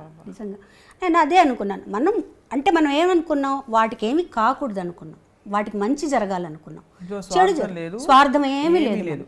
పక్క రోజు వాళ్ళు వచ్చి వేరే వాళ్ళని పెట్టి తీయించారా మేడం, మేము వస్తామని చెప్పాం కదా, మీరు వేరే వాళ్ళు తక్కువ డబ్బులు ఇచ్చుంటారు అందుకని మీరు తీయించారు. లేదు బాబు అవి వెళ్ళిపోయాయంటే వాళ్ళు నమ్మరు. సో ఇట్లా చిన్నవేనండి, అవి మనకి ఎంత ఒక ఎనర్జీని ఇస్తాయి తెలుసా అండి. ఇలాంటి సంఘటనలు కదా చాలా ఎనర్జీని ఇస్తాయి. అంటే రీకన్ఫర్మేషన్ కదండి, అది నమ్మే వాళ్ళకి తెలుస్తుంది. అవును, పరిపూర్ణమైన జ్ఞానం నుంచి వచ్చిన ఒక శాంతం మీలో కనిపిస్తుంది శైలజ గారు. అంటే ఇవాళ మీరు పంచుకున్న విషయాలన్నీ నిజంగా చాలా అత్యంత మీ అంతరంగిక ప్రపంచంలోకి మాకు ఒక అవకాశం ఇచ్చారు. తొంగి చూసి మీ జీవితం గురించి తెలుసుకోవడం, అందరికీ చెప్పడం ద్వారా చాలామందికి ఒక కనువిప్పు, ఒక పాఠం అని అనలేను, బట్ చాలా విషయాలు నేర్చుకోవడం. ఏం లేదండి, యాక్చువల్గా అందరికీ తెలుసండి. ఇప్పుడు మీకు తెలీదా చెప్పండి, నేనే ఇదే మిమ్మల్ని అడిగితే మీలోంచి ఎన్నో విషయాలు బయటకు వస్తాయి. కొంతమంది అవకాశం వస్తుంది అప్పుడప్పుడు, కొంతమందికి రాదు, అంతే. చాలామందికి ఇప్పుడు ఆ అవేర్నెస్ వచ్చిందండి, చాలా మటుకు వచ్చింది. మీరే గమనించండి, మీరు కొంతమందిని ఇంటర్వ్యూ చేస్తుంటారు ఈ మధ్యకాలంలో, చాలామందిలో అవేర్నెస్ ఒక వేరే ఏదో ఉంది, మనం ఆ ప్రశాంతతను పొందొచ్చు, ఇవి కాదు అనే ఒక రియలైజేషన్ వస్తుందండి. చాలా సంతోషించదగ్గ విషయం. ఈ సందర్భంగా మీ అనుమతితో, మొలచిన దేహము ముదియుటకును సరి, తలచిన దైవము తనలోనే, మాయామోహము మానదిది అని బాలుగారు ఆవిష్కరించిన సీడీ అండి ఇది. చాలా గొప్ప ప్రయాణం శైలజ గారు. ఇప్పుడు పాడుతున్న వారికి ఐ డ్రీమ్ ముఖంగా మీరు రియాలిటీ షో జడ్జిగా ఉన్నారు కాబట్టి అన్ని బాణీలు వస్తున్నాయి, కానీ ఒరిజినల్గా నిలిచిపోయే బాణీలు కొన్నే కనపడుతున్నాయనండి చాలామంది పెద్దలు చెప్తూ ఉంటారు, మీరు ఒక గాయనిగా. సో ఆ ఒరిజినాలిటీని బయటికి తీసుకురావాలంటే సింగర్స్లో ప్రతిభతో పాటు, అంటే శైలజ గారిది ఒక విశిష్టమైన శైలి, అలాగా ఏం చేయొచ్చో ఒక మాట చెప్పవలసిందిగా కోరుతున్నాం. అంటే ఇది ఛానల్స్ వాళ్ళని అడిగితే మాదేం లేదండి సింగర్స్ అంటారు, సింగర్స్ని అడిగితే ఛానల్స్ వాళ్ళు చెప్తున్నాను అంటారు. ఎక్కువగా అండి ఏ రియాలిటీ షోస్కి వెళ్ళినా, ఏ కాంపిటీషన్స్కి వెళ్ళినా రేటింగ్స్ కోసం కొత్త పాటలే పాడిస్తున్నారండి. ముఖ్యంగా కొత్త సాంగ్సే పాడుతున్నారు, అవన్నీ ఈజీగా పాడుతున్నారు. ఒక పాత పాట ఇచ్చి పాడమంటే మాకు కష్టం మేడం, మేము పాడలేమంటున్నారు. పోనీ ప్రాక్టీస్ చేసి పాడండి అంటే ఛానల్ వాళ్ళు వద్దంటున్నారండి అంటారు. గేస్ చేయడం ఎలా అండి వాళ్ళని చెప్పండి. ఇప్పుడు ఒక లెవెల్లో ఉన్న సాంగ్స్ అందరూ పాడుతున్నారు, పాడేవాళ్ళు ఉన్నారు యాక్చువల్గా. మంచి పాత పాటలు తీసుకొని, అంటే నేను పాత పాటలే పాడాలని నేను చెప్పట్లేదండి, వాటిల్లో ఉండే ఆ కష్ట సాధ్యమైన కొన్ని గమకాలు అవన్నీ కూడా పాడితే వీళ్ళ పొటెన్షియల్ ఏంటో మనకు తెలుస్తుంది. ఇవన్నీ ఒకటేలాగా అందరూ పాడుతున్నారు. అవును, దాంట్లో ఏదో కొంచెం విరుపులు ఎక్స్ప్రెషన్లు అవే తప్పించి ఒక గమకం కానీ ఒక చక్కటి ఒదుగులు కానీ అవి కనపడట్లేదు. మేము చెప్పినా కూడా జనాలు అంతగా నచ్చరండి. జనాలకి కొత్త పాటలు తప్పిస్తే పాత పాటలు నచ్చవు. ఎందుకు నచ్చవండి? మీరు ఒక ఎపిసోడ్ పాత పాటలతోనే చేయండి, ఎందుకు వింటారు? ఒకవేళ ఈ పిల్లలకి ఈ కాంపిటీషన్స్లో ఇలాంటి పాటలే పాడుతున్నా వాళ్ళు పాత పాటలు ప్రాక్టీస్ చేయాలండి, తప్పకుండా చేయాలి. దాని విలువ ఎప్పుడూ ఉంటుంది మేడం. ఇప్పుడు నేను ప్రాక్టీస్ చేయకుండా వదిలేశాను అనుకోండి, గబొక్కని ఏ పారిజాతం లేయగలను, ఎలా పాడగలుగుతాను చెప్పండి. మనం ప్రాక్టీస్ చేస్తుంటేనే అది నేను అప్పుడు వచ్చిన పాటే అది, కానీ దాని మీద ఒక మక్కువ ఉండాలి. ఆ పాటలో ఏదో ఒక మక్కువ ఉంది, దానిలో ఏముంది విషయం తెలియాలి. తర్వాత వాళ్ళని మేము కరెక్ట్గా అనలైజ్ చేయడం ఈజీ అవుతుంది. ఈ పాట వీళ్ళు పాడగలుగుతున్నారు, వీళ్ళల్లో ఈ పొటెన్షియల్ ఉంది అని. అన్ని పాటలు పాడమంటాను నేను, ఇవే కాదు అన్ని పాత పాటలు కూడా తీసుకొని ప్రాక్టీస్ చేయండి. ఒక్క పాత పాట తీసుకొని ప్రాక్టీస్ చేస్తే చాలు, ఒక రోజుకు ఒక పాట తీసుకొని ప్రాక్టీస్ చేస్తే చాలండి అసలు నిజంగా. అంటే నేను పాతకాలం పాటలే గొప్ప, ఇప్పుడు గొప్ప అని నేను ఏమీ చెప్పట్లేదు. మీరు ప్రాక్టీస్ చేసి చూడండి, అది ఎంత కష్టమో తెలుస్తుంది. అది మీరు 50% పాడినా చాలు మీకు. అది నా ఉద్దేశం అండి. అంటే నేను ఎవరి మీద ఫోర్స్ చేసి ఇవే పాడాలని నేను చెప్పట్లేదు. ఒకటే రకమైన పాటలు విని విని విని కూడా ఒక్కోసారి చాలా చికాకేస్తుందండి. అన్నీ ఒకటే రకమైన సాంగ్స్, అన్నీ ఒకటే ఎక్స్ప్రెషన్స్, అన్నీ ఒకటే ఇవి. సో మీరు ఆలోచించండి, ఉదయం 9 నుంచి తెల్లవారుజామున 3 గంటల వరకు షూటింగ్ జరిగేటప్పుడు ఇవే పాటలు మనం వింటున్నాం అనుకోండి, పక్క రోజు ఎవరన్నా పాట అన్నారంటే కోపం వచ్చేస్తుంది. నిజంగా మీరు ఎంత ఓపెన్గా చెప్పినందుకు మీ నమస్కారాలు. Thank you. మంచి మాట, నిజంగా చెప్తున్నా. నా వరకైతే నాకు అలాగే అనిపిస్తుంది. అంటే అవును, అక్కడక్కడ టాలెంట్ మెరుపులు కనిపించినా నెక్స్ట్ ఏమిటి అనే చందంగా నెక్స్ట్ ఏమిటి అని. కొంతమంది పిల్లలు మాకు పాడాలని ఇంట్రెస్ట్ ఉంది మేడం, మేము పాడగలుగుతాం మేడం, మాకు కూడా ప్రాక్టీస్ చేయాలని ఉంది మేడం అని వస్తారు. నేను చెప్పాను, ఎవరు అడిగినా అడగకపోయినా మీరు ప్రాక్టీస్ చేసుకోండి. మీరు ఎవరైనా సపోజ్ నేను పక్కకు పిలిచి నేను అడిగితే నువ్వు పాడగలగాలి, అట్లా మీరు ప్రాక్టీస్ చేసుకోండి. కనీసం మీకు ఆ తృప్తి ఉంటుంది, మాకు కూడా వాళ్ళు పాడుతున్నారనే తృప్తి ఉంటుంది అని చెప్తుంటాను నేను అనమాట. నా ఉద్దేశంలో ఈ పాటలు పాడడం తప్పు, ఆ పాటలు పాడడం కరెక్ట్ అని నేను చెప్పను, కానీ మీరు నిలబడాలంటే మటుకు పాత పాటలు పాడాల్సిందే, తప్పదు. గొప్ప కాంట్రిబ్యూటర్స్ మీరందరూ. మీరు మీ తరంలో వచ్చిన వారు, అంతకు ముందు వచ్చిన వాళ్ళందరూ అయితే ఇంకా చెప్పక్కర్లేదు మాటల్లో శైలజ గారు. ఎందుకంటే మీరు తీసుకొచ్చిన ఒరవడి అది 10 కాలాల పాటు మీరు పాడిన పాటల రూపంలో, మీరు చెప్పిన మాటల డబ్బింగ్ రూపంలో నిలిచిపోతుంది మనసుల్లో, అందరి మనసుల్లో కూడా. ఇవాళ నిజంగా గొప్ప అనుభూతి మీతో మాట్లాడడం, కొత్తగా మళ్ళీ మిమ్మల్ని తెలుసుకున్న భావన కలుగుతుందండి. నాకు కూడా అలాగే అనిపిస్తుంది. అంటే రొటీన్ ఇంటర్వ్యూస్ లాగా కాకుండా చాలా విషయాలు, అంటే నేను కొన్నిసార్లు ఇది చెప్పకూడదు అనుకున్నవి కూడా నా చేతి చెప్పించేశారు మీరు. అయ్యో అలా కాదు, చెప్పకూడదు అంటే ఒక్కొక్కళ్ళకి ఒక్కొక్క ఇన్హిబిషన్ ఉంటుంది కదండి. కొన్ని నేనే పెట్టుకుందామని మీరు అన్నారు కదా, దానివల్ల ఇంకా ఎవరైనా ఇన్స్పైర్ అవుతారేమో ఖచ్చితంగా అవుతారని నేను ఎందుకు నమ్ముతానంటేనండి, అందరూ ఇప్పుడు వెతుక్కుంటున్నారు వెతుక్కుంటున్నారు, ఏమిటి ఎక్కడ డెఫినెట్గా వెతుకుతున్నారు. ఎందుకంటే మాయా ఎంత వెలుగునకు అంతే చీకటి, ఎంత సంపదకు అంత ఆపద. తెలిస్తే వీటన్నిటికీ మోక్షము, తెలియకుంటే బంధము. అంతే. అది ఇవన్నీ మీరు అద్భుతంగా ప్రస్తావించారు. నాకు ఇష్టమైన కీర్తన అది చాలా. సో ఇప్పుడు మీరు చెప్పిన ఈ విషయం చాలా మందికి మనసుల్లో అలా హత్తుకుంటుంది. వాళ్ళందరికీ అంటే ఇందులో ఒక శాంతి ఉందండి, డెఫినెట్గా ఉంది. అంటే మనం ముక్కు మూసుకొని జపం చేస్తూ కాన్సన్ట్రేషన్ చేస్తూ ఇక్కడ ఏదో పెట్టి నేను అది కూడా చేయను, కామ్గా కూర్చుంటాను. నాలో ఉండే బ్యాడ్ అంతా తీసేయమని అడుగుతాను భగవంతుడిని. తీసేసి ఒక ఎనర్జీ ఉంది పైన, ఒక అద్భుతమైన ఎనర్జీ ఉంది, అందరి మీద ప్రసరిస్తోంది. అది నాకు తెలుసుకునేటట్టు చేయి, నాలో ప్రవహించని అది. ఇదే నేను ప్రాక్టీస్ చేస్తానండి. ఎందుకంటే ఏం చేయ సాధ్యమైనంత వరకు అందరినీ ఒక సమదృష్టితో చూసేటట్టు. అది కష్టం అండి, అది సాధన చేయడం చాలా ఒక్క రోజులో వచ్చేది కాదు. భగవంతుడి అనుగ్రహం మనకు ఉండాలి, అంతే, తప్పదు. అందరినీ ఒకేలాగా చూడాలి, అందరి పట్ల నిజమైన ప్రేమ ఉండాలి, ఆర్టిఫిషియాలిటీ ఉండకూడదు, అందరూ బాగుండాలని కోరుకోవాలి. అదే మెడిటేషన్ అని నా ఉద్దేశం అండి. చాలా గొప్పగా చెప్పారు. ఇది తుది మెరుపు అండ్ ప్రేక్షకులందరికీ, చూసే వాళ్ళందరికీ కూడా ఒక చక్కటి సిద్ధాంతం, ఒక చక్కటి బాట వేశారు మీరు ఇవాళ. శైలజ గారు, మా ఐ డ్రీమ్ ప్రేక్షకులు మీకోసం వెయిట్ చేస్తారు కాబట్టి వారికి బెస్ట్ విషెస్ చెప్పాల్సిందిగా కోరుతున్నాం. అందరికీ నమస్కారం అండి. ఇంతసేపు మీరు ఓపిక్గా ఈ ఇంటర్వ్యూ చూసినందుకు చాలా సంతోషం. మీలో ఎవరికన్నా ఒక్కరికైనా కూడా ఈ మెడిటేషన్ మీద మీకేమన్నా ఒక మక్కువ కలిగితే నా అంత సంతోషించే వాళ్ళు ఇంకొకళ్ళు ఉండరు. Thank you. ఈ ఆపర్చునిటీ ఇచ్చిన ప్రతి ఒక్కరికి, ముఖ్యంగా స్వప్న గారికి ఇంత బాగా ఇంటర్వ్యూ చేసినందుకు అందరికీ నా కృతజ్ఞతలు అండి. అందరూ హ్యాపీగా, ఆనందంగా, ఆరోగ్యంగా ఉండాలని కోరుకుంటున్నాను. ఎస్పి శైలజ గారు అక్షరాల మన సిల్వర్ స్క్రీన్ లెజెండ్, వారికి ధన్యవాదాలు చెప్పుకుంటూ ఇది ఇవాల్టి ప్రత్యేక కార్యక్రమం. ధన్యవాదాలు. కంచి కామాక్షి కంజదళాక్షి, కంచి కామాక్షి కంజదళాక్షి, కంచి కామాక్షి కంజదళాక్షి, కామదహన మనమోహిని జనని, కంచి కామాక్షి కంజదళాక్షి, కామదహన మనమోహిని జనని, కంచి కామాక్షి.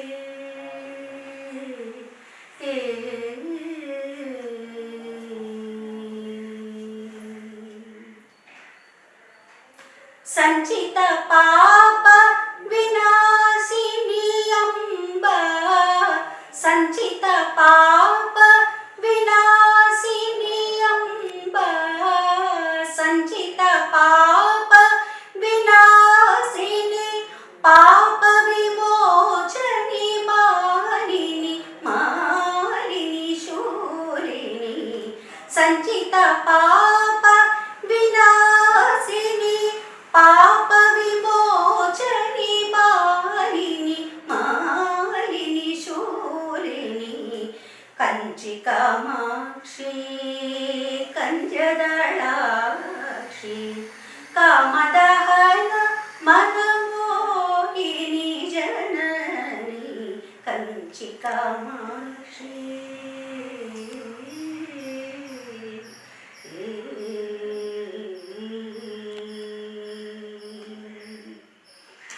వరదరాజ సహోదరి వైష్ణవే, వాంఛితార్థ ఫలదాయకి గౌరీ, వరదరాజ సహోదరి వైష్ణవే, వాంఛితార్థ ఫలదాయకి గౌరీ, సురవర మునిగణ పూజిత చరణే, సురవర మునిగణ పూజిత చరణే, సుజన పోషణి శుకపావణి కళ్యాణి, సుజన పోషణి శుకపావణి కళ్యాణి, కంచి కామాక్షి. कामाक्षी कञ्जदळाक्षी